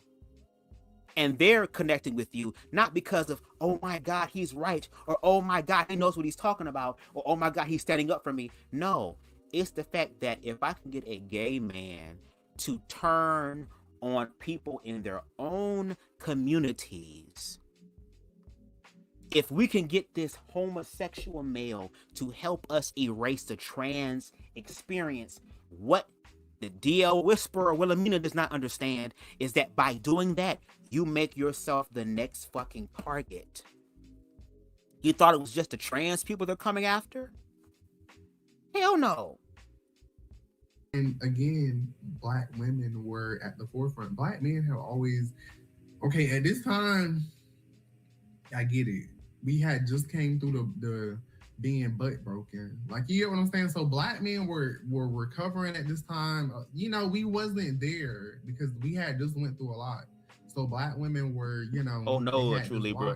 Everything. So that's why I say, like, at this what's up, time, DJ The Truth TV? What's going on? really, like, coming out as queer, because you got to think all of the stuff that they went through and how they demonized being gay, even though they were like taking their manhood. That's why it's just a lot. You really need to look up some stuff, but that gets us into a different type of media. So shout in the 1900s, people don't know this. 1915 was the first film in the U.S. Can you imagine 1915? So in 2015, we only had movies for 100 years at that point. This shit relatively new. Like, this shit about to get worse than when Ari replied, because imagine movies only been around for a little over 100 years. Bitch, I love a movie. Every night I watch a movie while I go to sleep. Like, every night I'm on Disney Plus watching something on National Geographic. So that's why I'm like, I couldn't imagine. Is that why you over here dressed like an exotic ass Black Panther bitch? Now, no shade, I like feminine men. And like I said, girl, if your ass wasn't in a sunken place like you were, girl, this leprechaun may grab his ladder, girl. No shade, because I love me a good feminine, soft man. No shade. And also a soft, feminine man, girl, that got a little bit of a slick-ass motherfucking mouth, bitch, because I got one, too. But I need you to fall asleep watching some damn LGBT documentaries. I need you to fall asleep watching the documentary Because the Bible Tells Me So. I need you to fall asleep watching the documentary Pray Away. I need you to fall asleep watching the documentary Southern Comfort about a white trans man in the early 2000s who unfortunately succumbed to stage 4 cancer because no doctor wanted to treat him because he was trans. I'm gonna need you to fall asleep doing that. I'm gonna need you to fall asleep to the documentary called Hell House, when there was this Christian church that was putting on this Halloween thing where they were demonizing the fuck out of queer people, saying your ass got AIDS is what your ass get, that's God's judgment. I need you to fall asleep watching those documentaries instead of National Geographic. Okay? No shade. If David Attenborough couldn't make like Planet Earth 1, 2, 3, 4, you know, the stars, I just couldn't imagine. Like, that would really hurt. It's coming, Queen Stevie. Trust me. I hope y'all ready. But shit. At one point we didn't have movies, but the first movie is important because imagine the very first movie. Like, imagine these people just been looking at newspapers and photos. Now they have something that's gonna move. Mm-hmm. It's gonna be, it wasn't color, it was black and white, but it's gonna be on a big screen. It's gonna move, and it's fucking A Birth of a Nation. So if you don't know what A Birth of a Nation is, that movie is a terrible movie. Horrible movie. Okay, that is where this white supremacy, like, when not the most recent one, the original does one. not exist. Tell them to go watch Birth of a Nation. And if you haven't watched Birth of a Nation, you need to go watch it. And I think maybe we need to get a watch party or something behind the scenes and watch Birth of a Nation, because that film is literally a revision of the South winning the war. And they're protecting white, precious women from the big black ape men that were seen, again, as he mentioned earlier, destructive, animalistic, demonic, all these things, girl. So yes, it's a good watch if you're trying to understand how we got somebody here. Just pointed out something that is a good point. The movies were government sponsored. So imagine the government was controlling the media this whole time. Who would have ever imagined? That's called propaganda. That's how you know when something is the agenda, because media, like, and I mean, I'll just say this now. Media used to be monopolized. You know, we had to stop monopolies. So basically now the media is broken up. But let's just say this. NBC might own all of these conglomerates. And then they might what they're doing. own all of these conglomerates. It's basically like they're still owned by the same people, but they just move stuff around so it doesn't look like it's all owned by the same people, which is why when you see a bunch of celebrities talking about the media, if you pay attention and listen to this, like Shannon Sharp, he's a perfect person for you to go listen to. Who else? Maybe Stefan Diggs. They'll be like, "Oh, the media," but they'll say the media as if the media is just one entity, because the media is one entity. Like the media is very important because media controls narratives. Society is controlled by the media. Media controls culture, it controls society, which is why the media is so important, which is why we live in an age where, like I always tell y'all, I don't let people play with my name because that controls, like, it's deep, is what I'm saying. Media goes deep. But your narrative would have been in your control if you knew how to control your motherfucking self. You're sitting here saying that you stressed the fuck out. You had a Freudian slip and said you stressed out, girl. You crashing out in people's DMs, comment sections, girl. All because of your actions. And you want us to just take you at face value or your motherfucking words. See, I know a little bit more about you than you know about me because I did a whole video essay that contained you and information of other people who have had experiences with you. And everybody cannot be lying, because if what you were saying were truly, genuinely, objectively factual, you would have been hitting us with all the motherfucking receipts, but you cannot. Because this is a grift, and you're going to fuck around and manifest people who are not going to play with your ass. Now, I'm here for the educational aspect. And like I said earlier, there are moments where the DL Whisper, it's like we can have conversations if we go down this road, if we go down this path. That's why I say, again, the DL Whisper, if you're listening, which you probably are, because CTV shared me, so I know you're definitely listening now. I open up my platform for you to have a discussion with me. I wouldn't mind having discussions about media and all these things, because this stuff, there is so much, and it is so deep, and there are so many intersections here. But you claiming that trans people are harming biological women, and you can't prove that, or the biological women cannot fucking prove that, means that you are operating in patriarchy. Because, like, see, this is why I say, girl, the shit that I do, some people may find it boring, or I ain't got the time, oh my God, he take too long. And in the words of Conscious TV, bitch, I am never long-winded, hoe. I give contextual and nuanced responses. Now, if you want to give a kindergarten response to a question, girl, that's fine. But when you start going up the ladder of education, girl, we're going to get to a point to where we're not just going to ask you a question, girl. We want the question, and we want you to expound on how you got to the answer. This individual is not giving us the context and nuance to expound on the answer. We got the objectivists in the building. What's going on, pimpin'? What's going on, Broham? Hope all is male. All is male. All is well. That gay shit. All is male. I'm screaming. But anyway, let's continue. We almost done, y'all. A lot of people don't understand. Like, they just on media to be entertained. You just want to be. That's how consumers. The platform open, DL Whisper. You can come talk. We can plan something. Hit me in my DMs. Like, influenced to buy something. You know how we're always talking about something and then it pop up for you to buy it? That's why I don't do that kind of stuff. But I'm also not that much of a consumer because I understand what it is. Like, when we just had that snowstorm, I fed into consumerism. I went out and spent $200 on groceries and it didn't snow. I was buying shit that I didn't have to buy. I'm buying all of this extra bread and, you know, doing too much. Like, I fed into it. Like, but I was like, I'd rather be safe than sorry. But that's how consumerism works. Okay, so also let's keep going because it's already been 40 minutes. I knew this was going to run over. So did you know that in 1924, the Society for Human Rights in Chicago,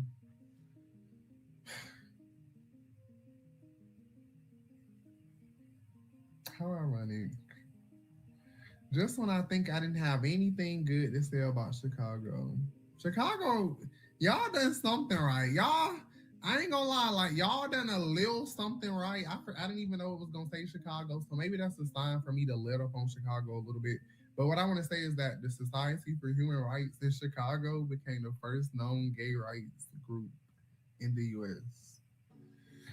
It was That's because all the motherfucking smoke that the DL Whisperer is gonna get from the homosexuals in Atlanta, girl, even the snow did not want to be close to the vicinity, girl. Even the snow ended up snowing around the bitch house instead of where she quickly at. shut down. Of course, Chicago can't have nothing nice, so it was And yes, quickly Queen shut Stevie, down. all is But fail. basically, the reason why I put this in here is I don't know if because I I got want people to dyslexia or remember, what, like, the girl. I just put the words together LGBT was sometimes, not bitch. started My because spirit of be like, gay girl, stuff. just get to the point. It was started because the women wanted legal reform and they wanted to destigmatize medical, like the medical field for themselves. It wasn't about identity or pride. It wasn't about, they were lesbians, which that's what brought them together. Like when you create a conglomerate, like you have to have a similar mission. You have to, like, what brought us together? Okay, we're all lesbians. Okay, now what is our mission? Now that we know we're all lesbians, what is our mission? Like sometimes you get what I'm saying. So them being lesbians was just like that was just by chance because I'm Girl, what? Did you know the Society for Human Rights in Chicago became the first known, not lesbian rights group in the U.S., but gay rights group in the U.S. So, again, their lesbian life, lesbian experience is under the umbrella of gay because they are attracted to the same sex. So it was about their sexuality. But unfortunately, it was quickly shut down. And again, these early efforts focused more on legal reform and medical destigmatization than identity or pride. The reason why all of them came together is because they were still being demonized. I read the whole Harlem Renaissance situation around that time.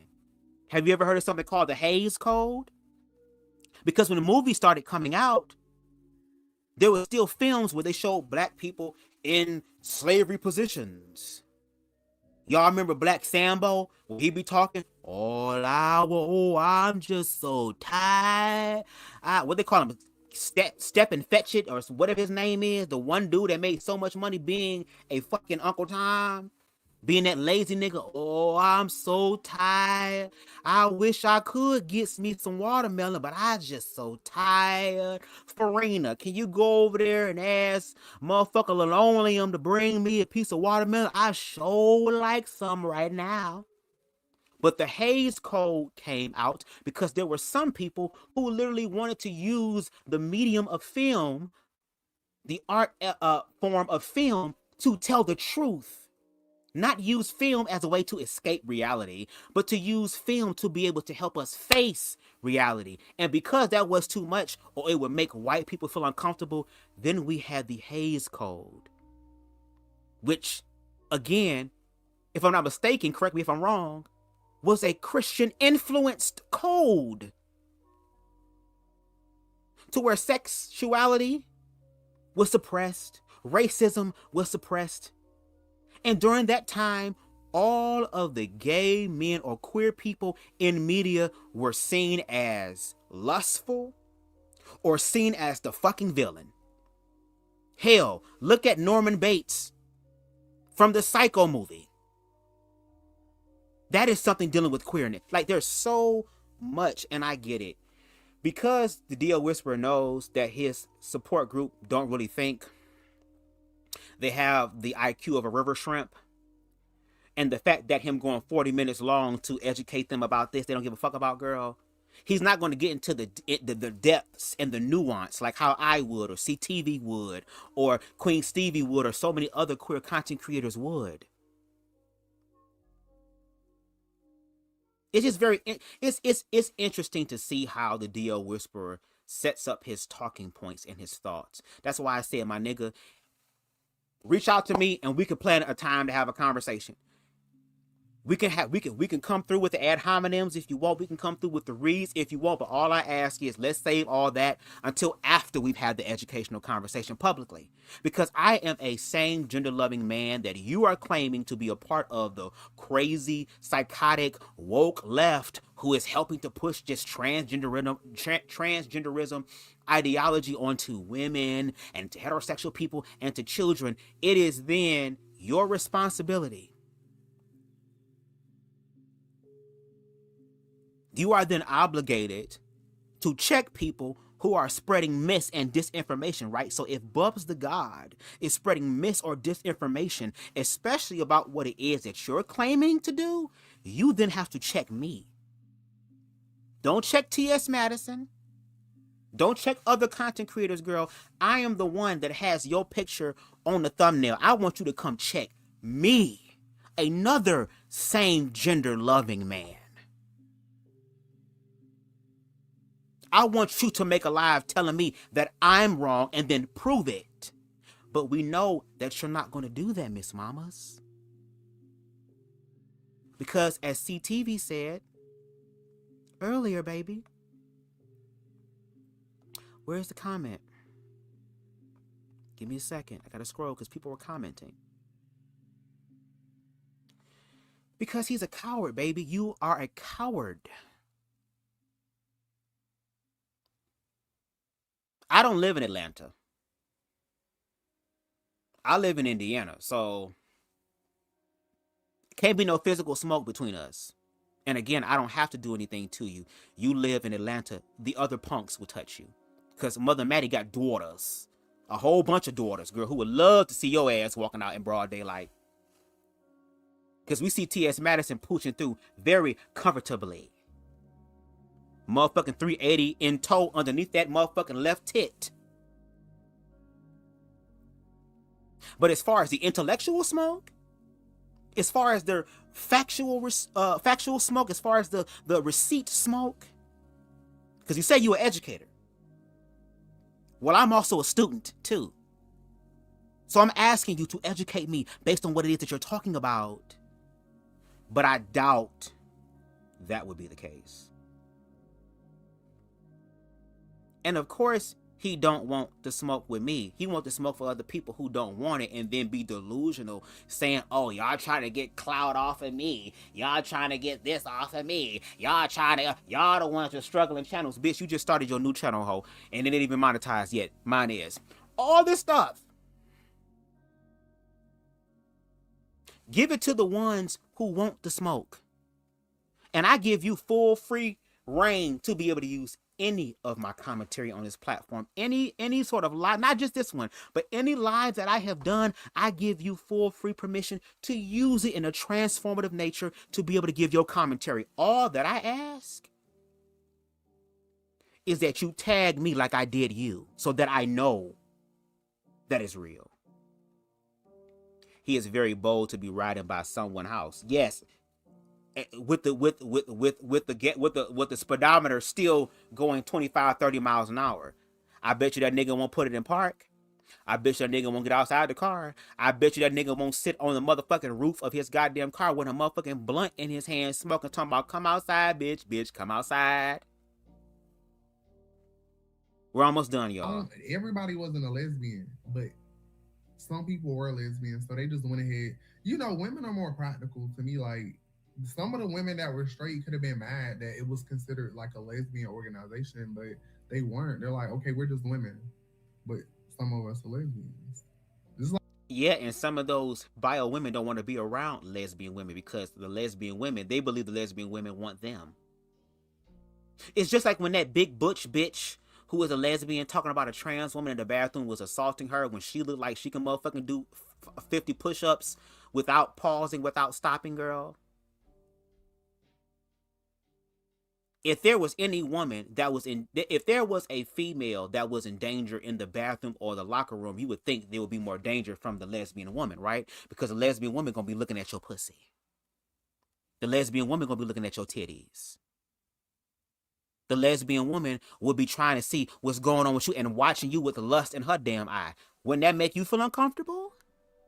But yet a trans woman is attacking you or making you feel uncomfortable? Y'all have to make this make sense, especially since this is a public, I guess, perception or ideology about trans people. And no shade, lesbians in this society do have it a lot easier, especially if they are more mask presenting, because they are also, again, aligning with patriarchy through the assimilation of the male aesthetic.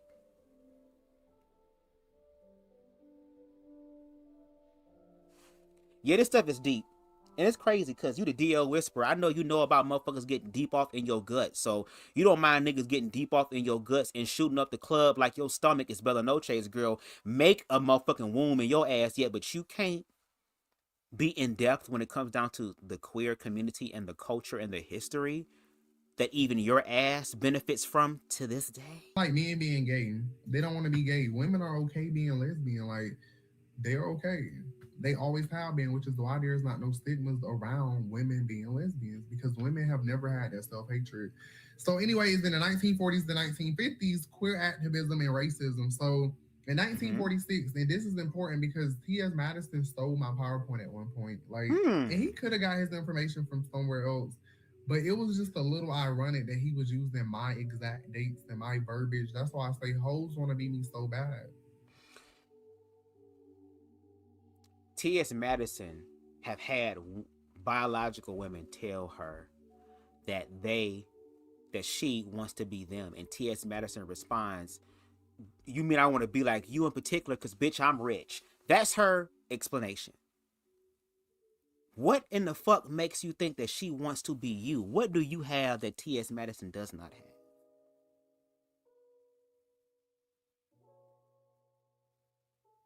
What does T.S. Madison have that you do not have? Or excuse me, what do you have that T.S. Madison doesn't have? Excuse me. Maybe the reason why she brought those talking points up is because her and Craig, another educated, intellectual, same gender-loving black man, they be having these conversations on their show Gag Talk. They be talking about it. They be speaking about it. You're not the only one that owns this, girl. You don't own intellect. You don't own education, girl. And you do a piss-poor-ass job at the educational aspect, especially, again, when it comes down to trying to educate us on how trans women are harming biological women and children. And again, if I am wrong, anybody in the chat can correct me, please. Because if I'm up here spreading mis and disinformation, you have a right to, and you're obligated to check me, especially in this social climate. We need truth out here. And I'm not going to get up on this bitch and talk about shit that I don't know. Or if we enter into an area in which I do not know about it, I am bold enough and honest enough to say, I don't know. Can you educate me? And that be the problem. Hoes love to talk but don't know how to educate, girl. You love to correct, but you don't know how to give a motherfucker the lesson or the map, or teach them the ways to get the fuck up out of whatever it is that they're quote-unquote struggling with. But let's listen to him talk about the 1940s and 1950s with queer activism amid racism. They want my information. They want my intellectual property out of my head. They want my brain. Because, girl, the only brain you can give, girl, is when you open up that mouth and gag on this dick. That's the only brain that could ever happen, girl. They can't have these type of conversations. But anyways, in 1946, the concept of homosexuality as a specific term that was not originally present in the Bible, it was added in 1946. It was added in the Revised Standard Version. And the reason why that's important is because homosexuality was, like, okay, the word, when I use the word homosexuality, that's not what they were using in the Bible. Like, we know that there was some,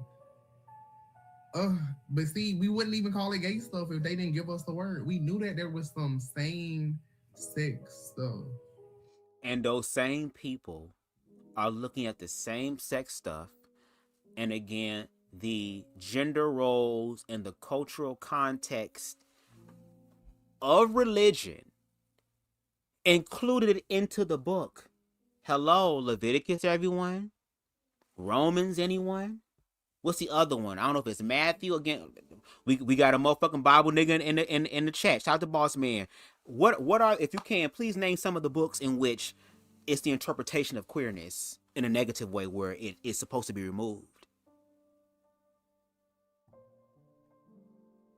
But even though homosexuality was not introduced into the Bible until the 1940s, you stated earlier in your PowerPoint on how when they colonized Africa and brought slaves from Africa to the Americas, that they were stopping all the gay shit or turning the queer shit into something perverse by using grape.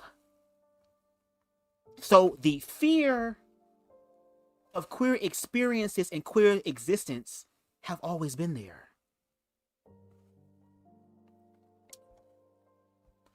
Boss Man says, I'm struggling to believe that people want to emulate this man's brain. Like I said, the only brain this nigga can give, girl, is, bitch, what did West Name say? I put lip gloss on my lips just in case I want to do something nasty, bitch. That's the only time, girl. Bitch, and I like my shit all the way down, bitch, to the balls, bitch. Put the balls in your mouth too, girl. Balls in your jaws. That's what we'll say, because sex is based off biology. So we know that there was some man-on-man stuff. They didn't call it gay, but in 1946, that was revised into the Bible. Okay? So remember that. The Bible has been revised. So in 1950, yes, there was a society that was founded in Los Angeles, which sustained the first gay rights organization in the U.S., so there have been gay rights organizations, but okay, so 1950. So yeah, 1950s, it was just sustained because the one you talked about with the lesbians, girl, it quickly was dispersed. 1955, the Daughters of Bliterists formed the first lesbian civil rights group in America. Because remember, when women tried to do it in 1924, they said, no, women can't do it. But then when the gays do it, now it's like, oh, but women, luckily, they still put the L first. And I think they put the L first because it looks better or something. Because, I mean, I don't know why they stopped the women in 1924. Well, at the end of the day, if you were a female, especially during that time, and especially in the realm of Christianity, bitch, you as a female, you have no rights. You are supposed to cook and clean and wash everything. You're supposed to do all of those wifely duties, that gender role thing.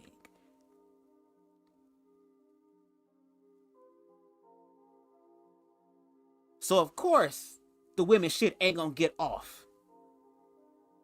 But here it is. You have men. Let's use your analogy here. Well, when the men do it, everybody... Well, maybe the man was able to operate in some sort of level of privilege to be able to give to those who are less fortunate or are lower on the totem pole. Just like during slavery, when slaves were escaping from the South to the North, it wasn't just niggas. There was also white people who put their lives on the line to ensure the safety of the slaves fleeing from the South to the North.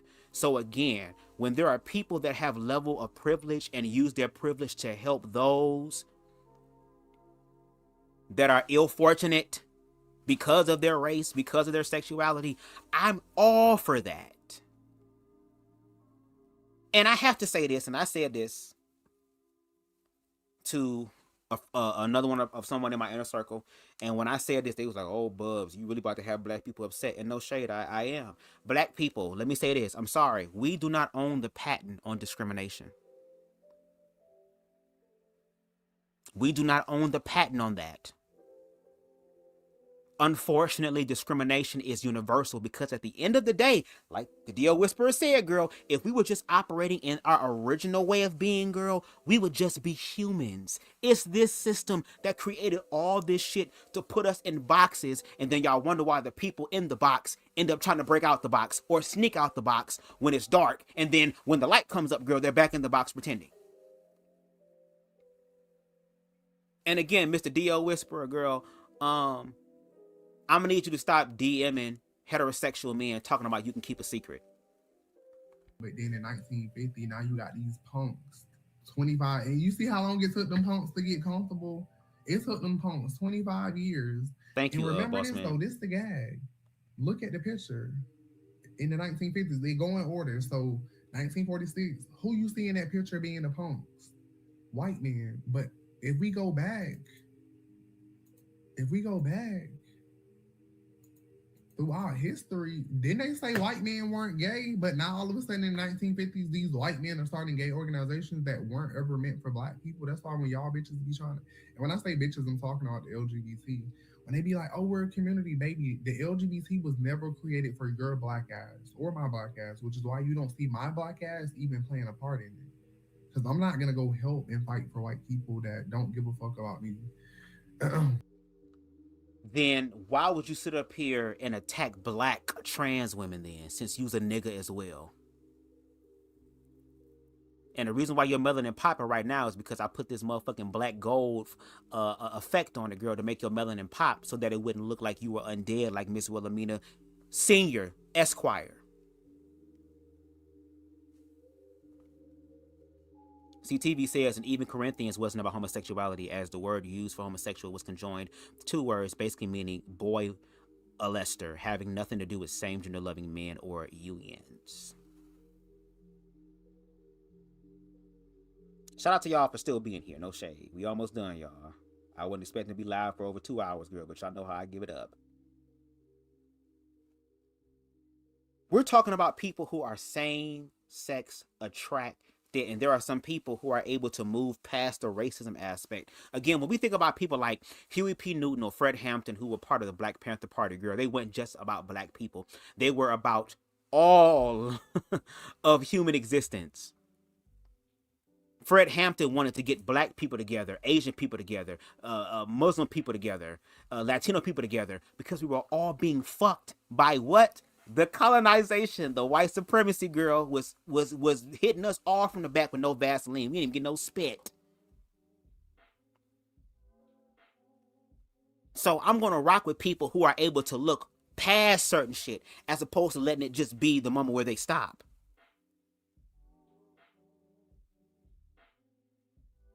And the DL Whisperer, we don't need your help when it comes out to the LGBT community, because if anything, you're doing more harm to it. So you might as well stay the fuck over there, girl. But once them hoes start playing in your face, girl, and now you got to crawl your ass back, bitch, you're going to be jumped in, girl, by BBCs. But yeah, so in the 1960s, queer activism, it about to make that going. black shirt So all white, bitch. Jose Serrar, which was a Latin drag queen, became the first openly gay person to run for a public office in 1961. So in 1961, remember, this is when people started transitioning secretly, which is why they think so many people are trans in politics, because in 1961, if we was barely even segregated and accepting black people, you mean to tell me you want me to believe that we was accepting drag queens and cross-dressers and cosplayers? Boo. People, that when I saw this, I was like, oh yeah, some of them politicians and stuff, they been trans, because if people been transitioning since the 1960s, why the fuck did this just become mainstream in 2020? Because, girl, trans people have now have visibility. They have a greater visibility. Hello? Just because y'all did not see it does not mean that it was not there.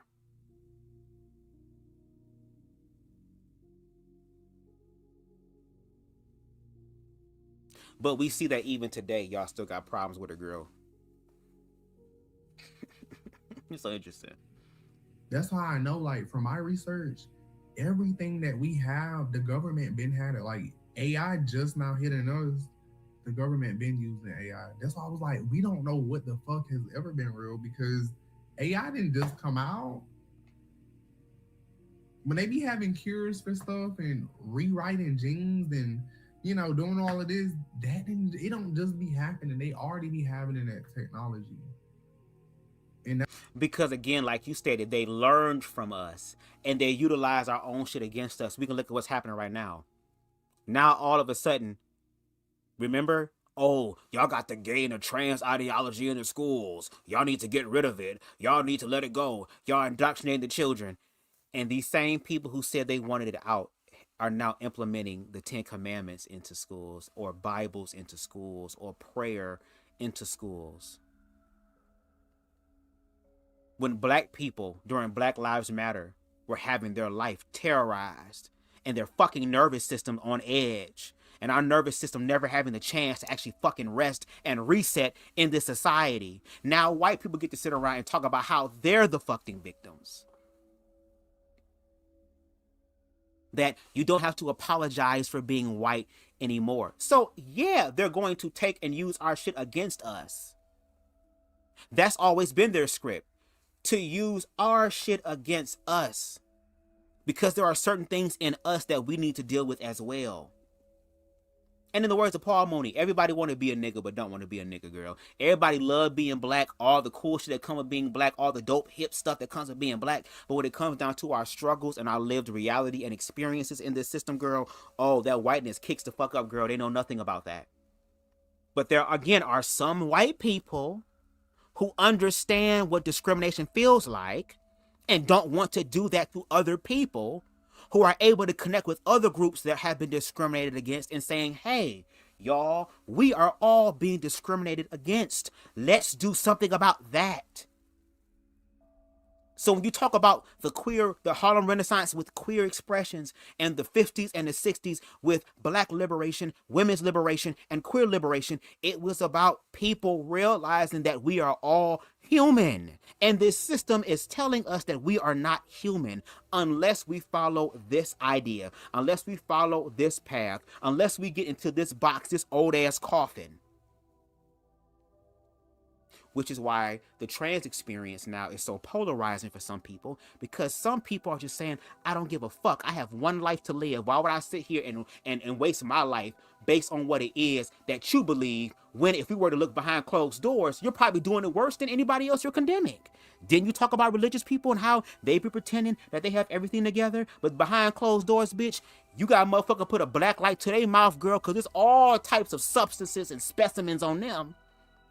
Where's the petri dish? That's why I say, like, this proves, like, because they didn't, 1960s, we had some drag queens in politics. That should tell you a lot. Also, we want to talk about Bayard Rustin, because Bayard Rustin was a black gay man. Love that. He was the key strategist behind the 1963 March on Washington, but he was sidelined due to his sexuality. Okay, so if you don't know about the March on Washington. Hey, Queen Amber. Hey, it's been a long time. Basically, the Watch on Washington. Wait, girl, I'm so glad to know I'm not the only one that be putting words together, bitch. Girl, yes, come on, bitch. The Watch on Washington. Amen, girl. March on Washington. See, this is why I gotta eat, y'all. I gotta eat. I'm not even high right now, girl. This is part of my character. So we gotta get through this. Like, we gotta get through it. Okay, so this is important. Now, hold on. You just skipped right past that. Hold on. Let's go back. When you talked about the March on Washington or the Wash on Washington, girl, I understand both of them. Okay, I'm both handed when it comes like that. But the March on Washington, yes, Bayard Rustin, again, just like a lot of eunuchs. Shout out to CTV, girl, because he a boss ass eunuch, girl. The eunuchs were strategists. The gays, the eunuchs, were the ones who were talented, who were creative. It's not always eunuchs. There are straight men that have it too, especially if they learn how to tap into their feminine energy more. But for those of us who had no choice but to do that, girl, we understand certain things. So Bayard Rustin was an amazing strategist. Watch the documentary My Friend Bayard. Watch Bayard Rustin. I think it's a biopic on Netflix that I still haven't watched yet. I might watch it tonight. I don't know. But he was influential for the March on Washington because, again, if you don't have strategy, if you don't have a plan, you won't be able to do shit. But during that time, because homosexuals were seen as perverse and evil and demonic, hello, have we forgotten about the motherfucking CBS specials that was shown to make people wary or weary or afraid of queer people? Oh, there go Lil Johnny. But here comes this guy talking to Lil Johnny. And he ends up, playing basketball with Lil Johnny, then ends up dropping him off at home and picking him up. And then eventually one day he invites Lil Johnny over to his spot in the fucking forest somewhere and proceeds to show Lil Johnny a bunch of explicit ass, same-sex books and tries to touch on him. There's this complete narrative pushed on him. And because Martin Luther King was a prominent figure, one of the prominent figures during the civil rights movement, they were afraid that Bayard's sexuality or the fact of their close connection between Martin and Bayard, that would tarnish Martin Luther King's reputation as a civil rights leader and find another way to slander him. So do you know what Bayard Rustin did? Bayard Rustin said, you know what? As much as it hurts, as much as how broken I am by this, how disappointed I am by this, I am going to make the conscious choice, because it's always the gays that's always compromising. It's always the gays that have to bow gracefully. It's always the gays that end up having to take the brunt of shit by saying, you know what, let me back up and let me move away and distance myself from the movement, because the movement is more important than me. But because he's Bayard Rustin, and because nobody could do it like Bayard Girl, they had to bring him back. And therefore, because of Bayard Rustin's strategy and excellence, he was able to help formulate, plan, organize, and literally walk out the March on Washington for Martin Luther King to give that iconic "I Give a Dream" speech that white nationalists use against us. As far as black people, please be calm and don't be violent, girl. Yeah, that respectability politics that Martin Luther King did, and look what happened to him, unfortunately. CTV says, why doesn't it just come down to the fact that every living thing on this earth has a right to exist without resistance, unless it produces direct harm of self or harm of others? Exactly. That is the ultimate question. The ultimate question.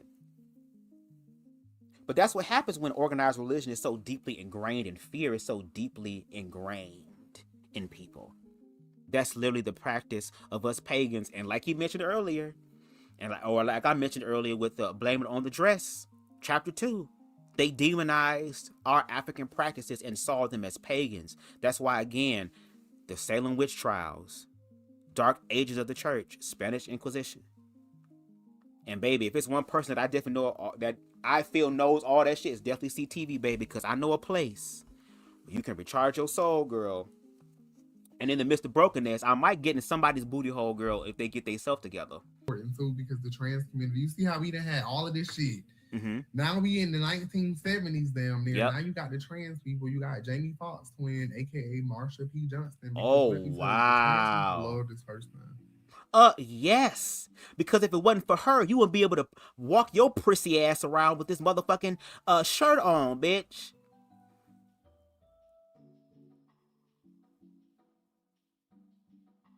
You would be over here walking around looking like a sexy ass, exotic ass motherfucking woman slip with this shit on, girl. This Kojic ass pantyhose you got on your damn chest. They like Jamie Foxx twin. Because Jamie Foxx twin literally punched somebody. See, these bitches, you know what? Proving my point that they're violent. If they were violent, they would have been whooped your ass. Because you was outside of a trans woman house and you ain't stopped. So why didn't you allow that trans woman to come outside and pop you in the face?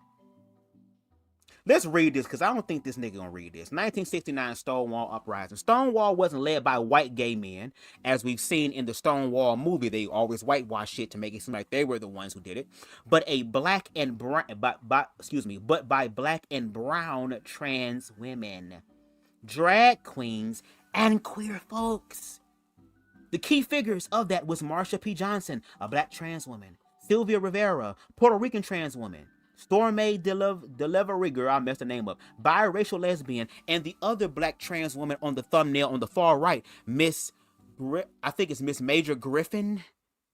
Let me make sure I do this right, y'all, because I want to make sure that I honor their names right. Give me 1 second. This person was Miss Major Griffin Gracie. That's the one on the far left. I mean, far right, excuse me. On the thumbnail, Marsha P is far left, Sylvia is in the middle, and Miss Griffin is on the right.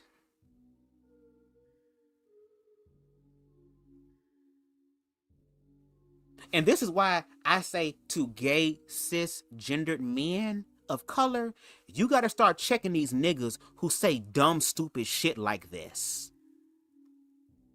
But the gag is, there's a lot of black same gender loving men who have this same viewpoint when it comes down to trans women.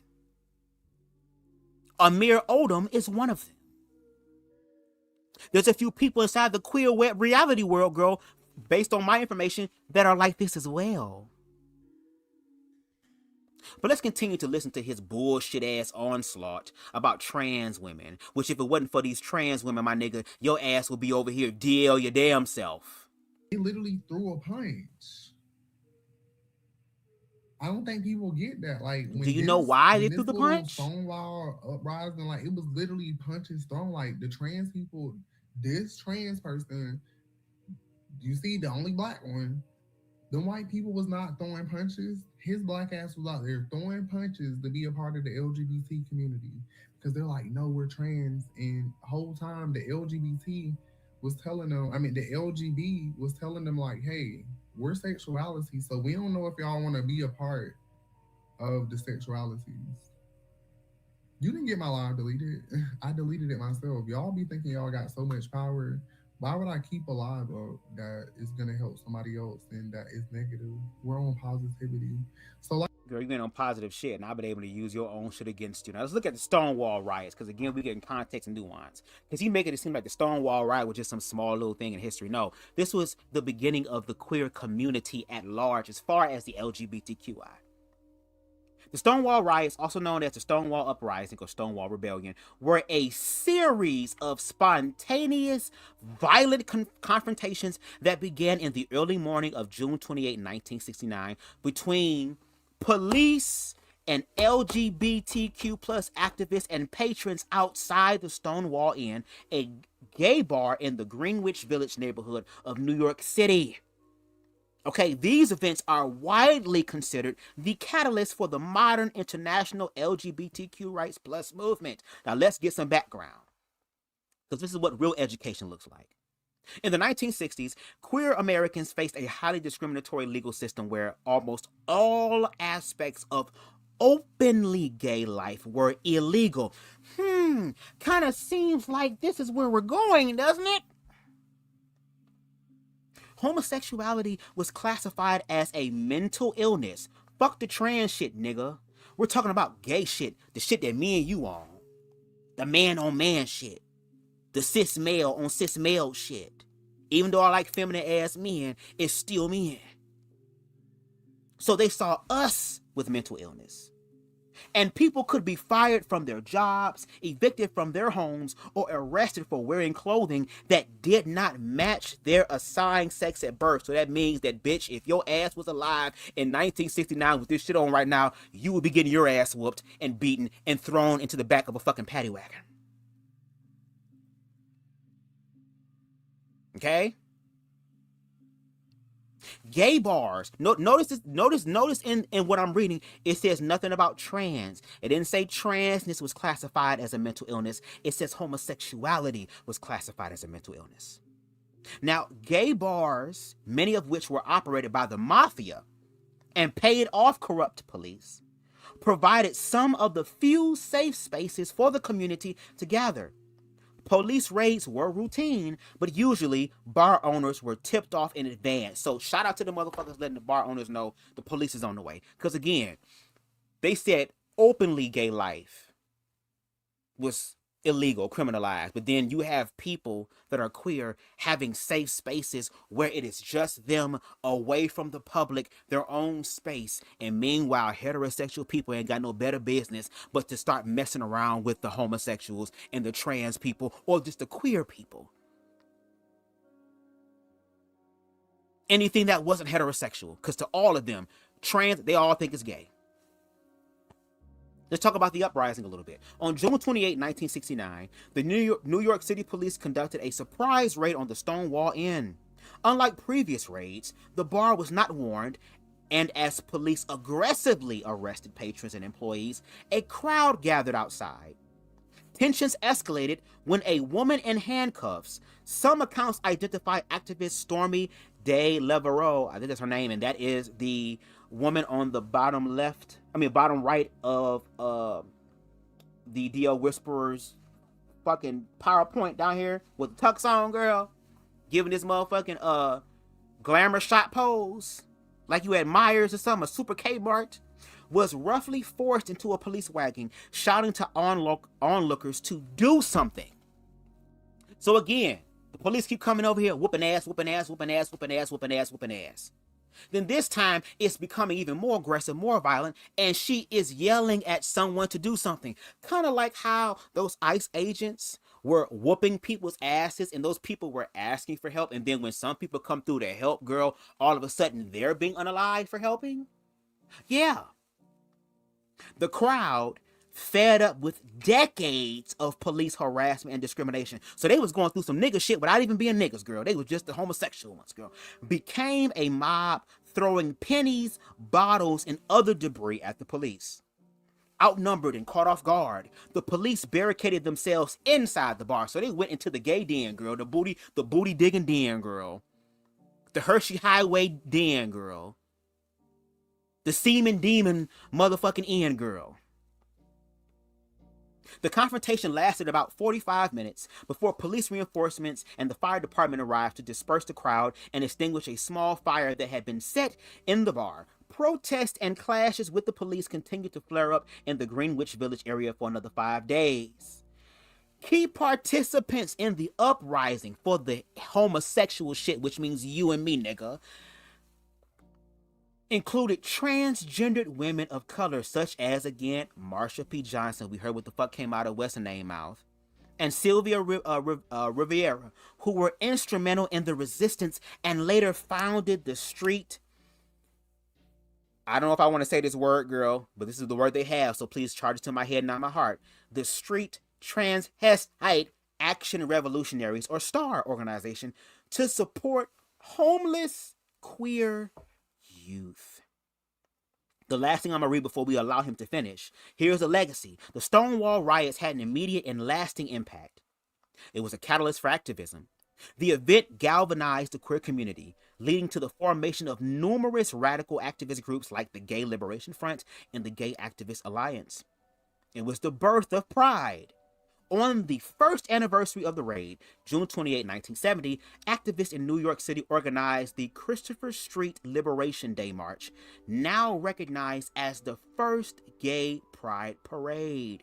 June, my birth month, is now celebrated annually as Queer Pride Month worldwide. Increased visibility.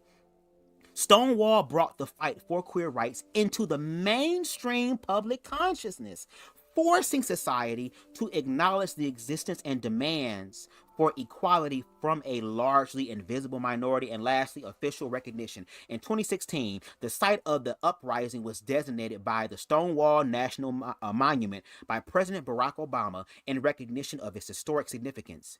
The New York Police Department issued a formal apology for its role in the riots in 2019. So again, that's a little bit more information for you as far as the Stonewall uprising that Miss Willimina Jr. girl is not going to sit up here and give her supporters, because the whole time the supporters are waiting for this to be over with so they can find out if they man is gay because his fingernails is clean. Is my man gay because his ass smell clean? It don't smell like the funk of 40,000 years, girl. They want to know, how is my man a seed demon, a semen demon? That's what they want to know. They don't care about this historical shit. They don't give a fuck.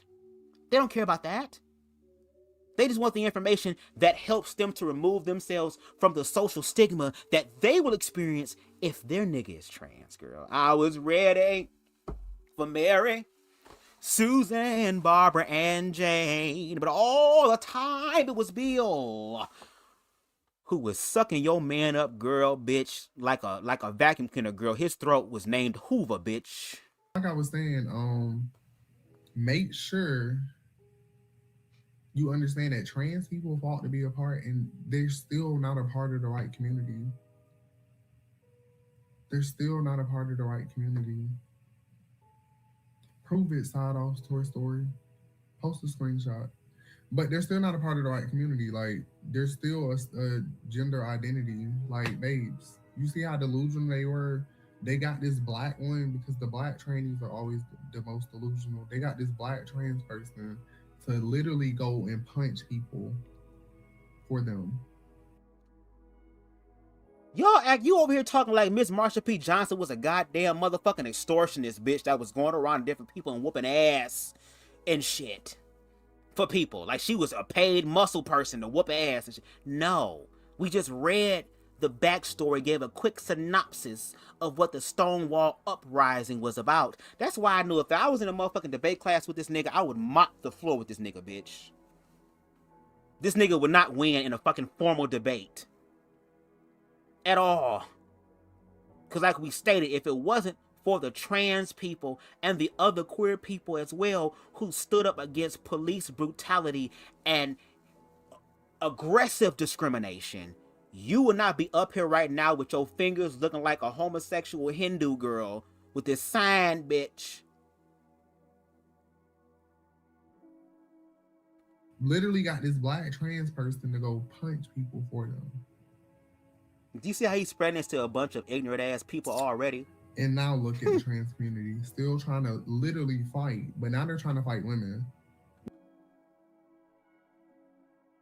But the trans people that you see in a cosplaying as men, you didn't get out your motherfucking car at their house. You drove around.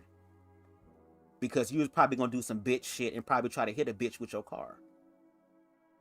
Now, what would have happened if T.S. Madison or G or them or whatever popped one of your damn donut tires that you were dragging on, Miss Mamas? Which, back then, they were still trying... I guess some shit never changed. They've been trying to fight women since the 60s. Well, Marsha P. Johnson didn't punch a woman in the face. She didn't punch a female in the face. She punched a police officer in the face. A white one at that. So I need you to fucking... Girl. So in the 1970s, black and brown people began queer organizing. This is where I would say, if you go back to the 1970s, people used to be so free and like hella gay. I don't know why people were so free. I wish I was born in the 70s. Like, people were DL, but they were still free. Like, that's when, remember, the men used to wear like the bell bottoms and they used to do all of the stuff with the stuff. Like, that's when you had like those men. Now we would know that they were gay. Back then, it was... He doesn't have to, because the people that he pandering to are idiots and don't care about the research. They just want to know, is my man gay? It was so normal that women just thought that that was like, you know, just the thing of the thing. But yeah, so people of color created their own movements through the racism in a white-led gay groups. Because again, LGBT was never for black people. So the Combahee River Collective in 1974 was a radical black lesbian feminist group because, of course, the black women always got to do it. So they were the third world gay revolution, and they pushed intersectional activism, which is kind of like what you see a lot of people doing. The difference is they were fighting for everybody.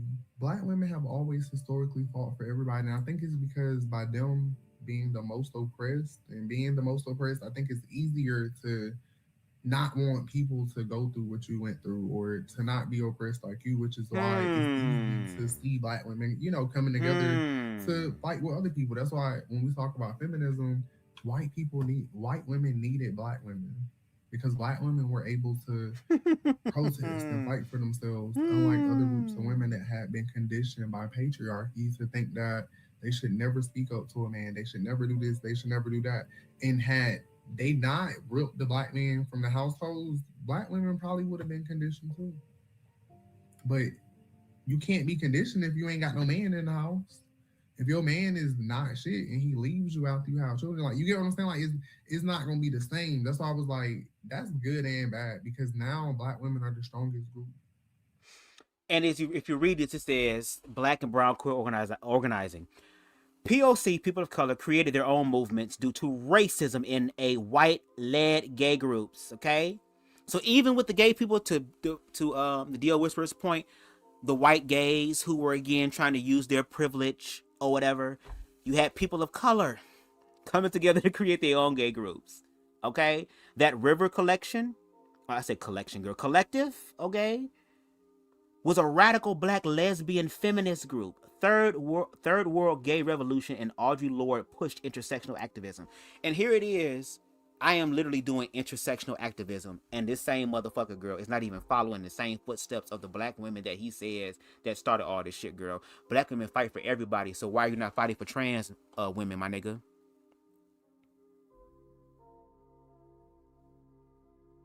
And to your point, a true Libra, black women are the backbone, yes.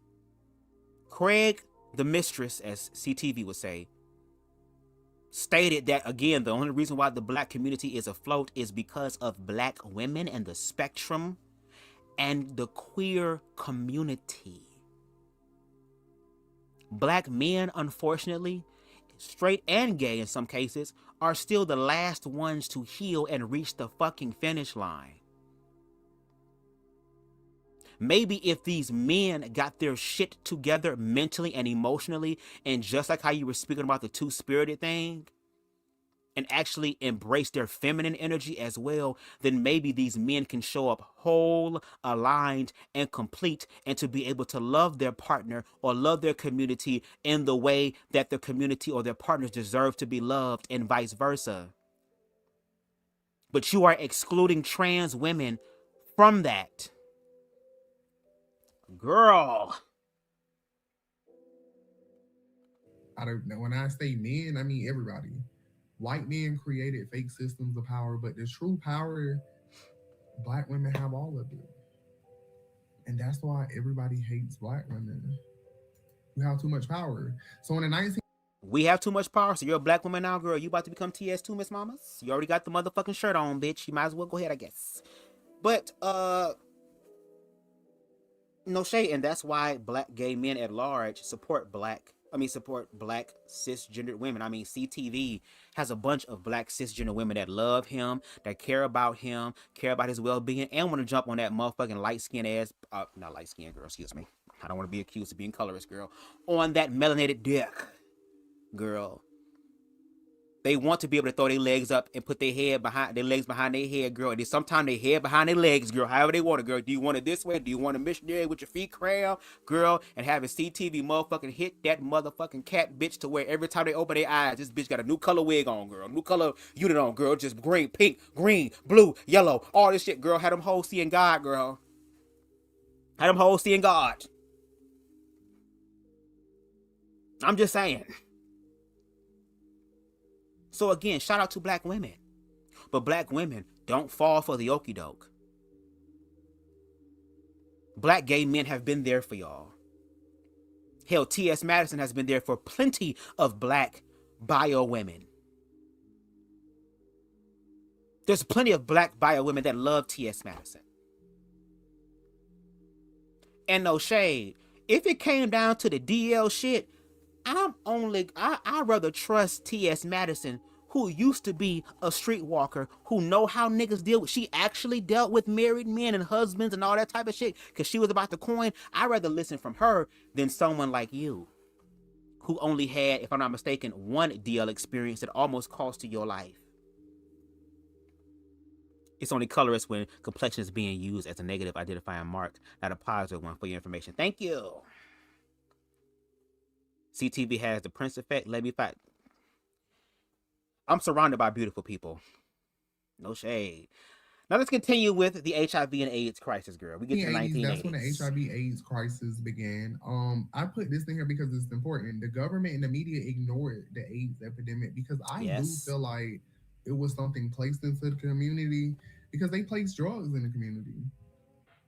Like, I don't know why people cannot believe that this was something placed specifically in the black community. The way that it disproportionately affects black people versus white people, the way that PrEP has been around since 2011, black people just started hearing about PrEP. I don't know no black people that didn't know about PrEP before like 2016, 17 maybe. It's been around since 2011. You know how many black men should have been on PrEP but didn't know about it because it wasn't being advertised to them because they wanted black men to catch it, which is why now, if you pay attention to the CDC, I keep telling y'all, the CDC projects that by 2037, which is, I think, a little over 10 years, it's 2026, 11 years. So in 11 years, they're projecting that 50% of black men will either have HIV or AIDS. So half of the whole black population of men. Half. Now close your eyes right now and think about that. Every 1 out of 2. So that every time you see 2 black men together, 1 out of 2. So by your logic, that means if me and you are standing close together, who has the HIV and AIDS? Who has it? And no shade, if people would just put on a fucking condom instead of having all this raw sex with reckless abandonment, then we probably wouldn't be in this position. And to your point, yes, when the AIDS epidemic happened, the president at that time, I think it took him about 2 years for him to utter the word AIDS, while there were people who were dropping like fucking flies during the 1980s and 90s. And it wasn't just black or Latino gay men who also dealt with AIDS. It was white men too. If you were gay at all, whether you was white or black or Latino, in a Christian nation, that is seen as God's judgment. A true Libra says PrEP has been around before 2011, or was around before 2011. People being the key word, though. Thank you, people. Yes, people. Regardless of skin color, girl. Even though it was some areas in the black and brown community, but to your point, yes, people. That's something for you to think about. And we're almost done, y'all. I think it affects black women and black men the most because I feel like it was specifically put into the community. I do. Okay, so now we're gonna get into the 1990s, which is the global people of color movements. Like this is where it kind of rises. So people of color focused on LGBT plus groups like Andre Lord Project, API Wellness Group, and Gay Men of African Descent Forum. So Black Pride events began. So in the 1990s, this is where essentially gayness starts, I guess, becoming normalized, you could say, because I mean, they had events for it. So even in Asia, even in China, that's why I'm like, it's illegal to be gay in a lot of places, but at the same time, it's like, everybody has always been gay. Like clearly, if they were doing this in Asia and China, and we already talked about how people look at their spirit. So in the 2000s, this is where trans and queer people of color visibility. So that's when we had people like Janet Mock, Laverne Cox, and CC Donald gain visibility. Black Lives Matter was co-founded by 3 queer black women, which a lot of people don't know. But this is important because this is where people of color voice. Oh, they know. That's be the main thing the whole text be saying about you can't trust the gays. Oh, they had the gays over there. And see what happened. They're misappropriating the funds of Black Lives Matter. And see, that's what happens when the gays try to infiltrate the Black Lives Matter movement because they always try to jump on the backbone of the black community. And these are the niggas who wouldn't even be in the forefront nor the back. They would be at their goddamn house, girl, looking outside their window, girl, day after day. Because DoorDash hasn't arrived yet. Started to grow louder in culture and politics. And think about it, Laverne Cox is so problematic now. I can agree with it being a Laverne creation. Cox is so problematic. How is Laverne Cox problematic? But how? Yeah.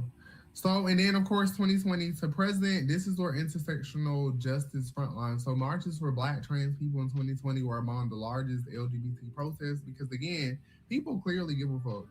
And you had people like Little Nas, Saucy Santana, and Kalani represent unapologetically black queer presence in mainstream media. Trans people of color led resistance to anti-trans laws. So this is currently where we are. We are in the heat of this. You see how we done went through the history? Yeah, see how we went through the history and see how that white jumped on the screen like a busted nut, girl?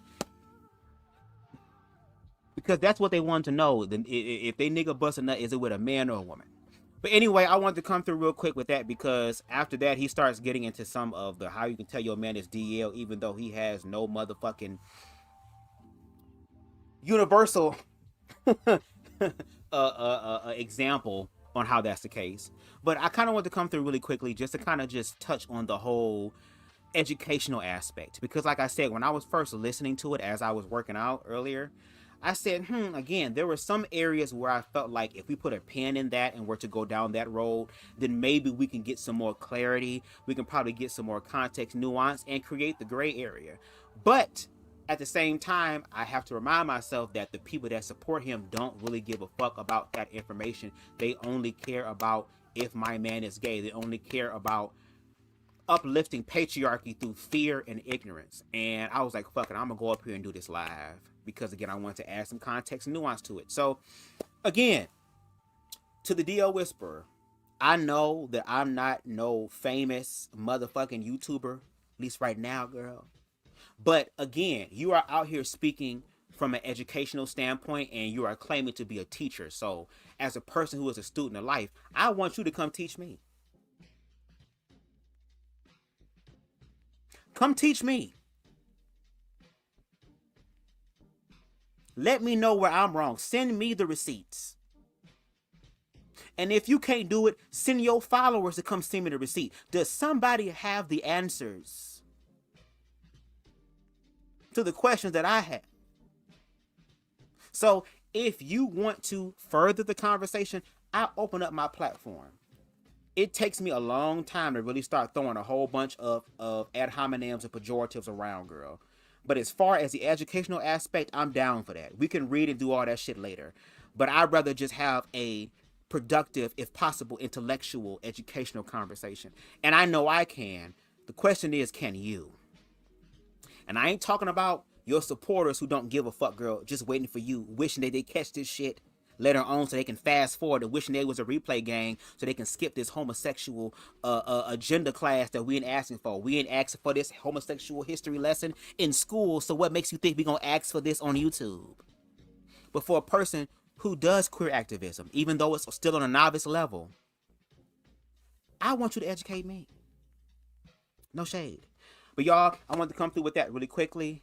If y'all can, please make sure you hit that like button. It helps the channel to grow on the algorithms. We are currently, I think it was one, let me check and see where we at now.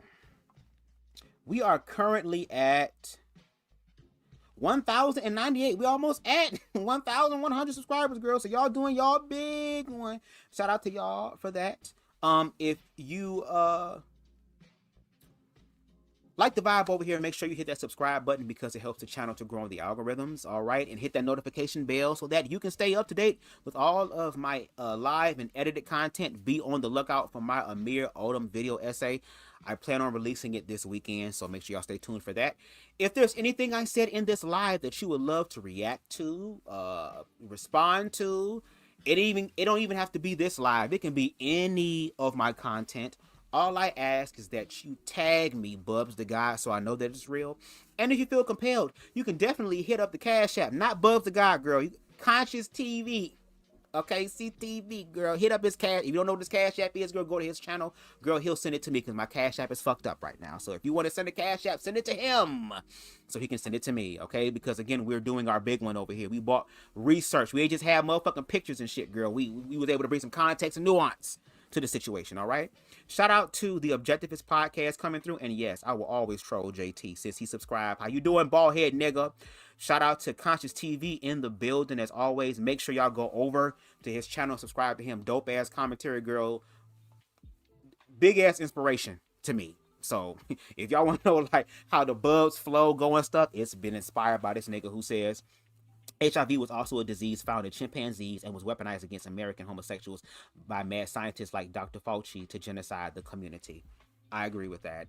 A lot of these illnesses and stuff have been manufactured to harm and kill us. America is the testing ground, or shall I say America is the final testing ground for all this shit. They try to other countries, other continents, and then bring that shit over here, the shit that they think works for them.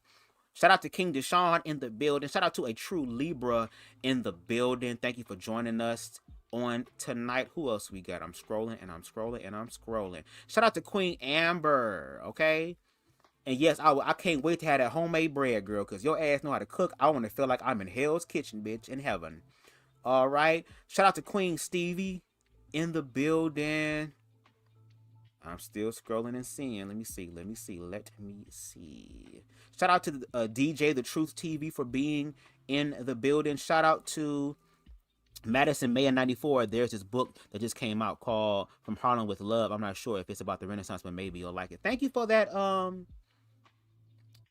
recommendation. I really appreciate it. I'll if I could remember, I'll definitely take a look at it because I love to read. Not just people, but books. No shade. Shout out to the Black Anarchist podcast. Make sure y'all go over there and buy his book, Blame It on the Dress. I believe he has another book as well that I would like for y'all to purchase. But please make sure y'all purchase Blame It on the Dress. It helps to bring context and nuance to queerphobia in the Black community from an educated, scholastic standpoint. Shout out to Queen Spicy in the building. Shout out to King Harold in the building. Shout out to Macmillan76 for being in the building. Shout out to Shauna being in the building. I think that's everybody. Yes. So I thank y'all so much for rocking with me on this platform. I never have this damn video put up like I should, girl, because I had all these damn images and stuff I had to put up. But yeah, I hope that y'all enjoy the rest of y'all's. I'm trying to pull up my outro. Here's the outro. Okay. So again, I appreciate y'all for joining me on this live. DL Whisperer girl, I continue to lay the carpet out for you, girl. Put on your best motherfucking lace shirt, girl. Put on your best motherfucking gloves, girl. Make sure you got the best lip gloss to make sure them lips popping. Lip gloss is cool, girl. All right. And I'm down for a conversation publicly. Again, if I'm wrong, you have to prove it. Okay? But anyway, y'all enjoy the rest of y'all evening, and I'm out. Peace. I can be anything I choose in this round. We are a sound vibration too deep to tell. Just so you know, I'm the best in the motherfucking world.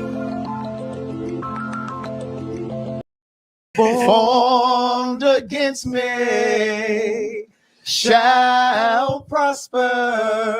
Oh, it won't work. No weapon Formed against me. Give me that ad lib again. No weapon. One more time. No weapon. One more time. No weapon. Bitch. Who the fuck y'all hoes think? Okay, the facts are back. So who the fuck y'all hoes think it was, bitch, or what time of day it was? Okay. You gotta understand that this is a community-based project. We're not getting any funding from the government. I seen bitches out there talking about, wait till Trump hears about this. Trump can suck my dick.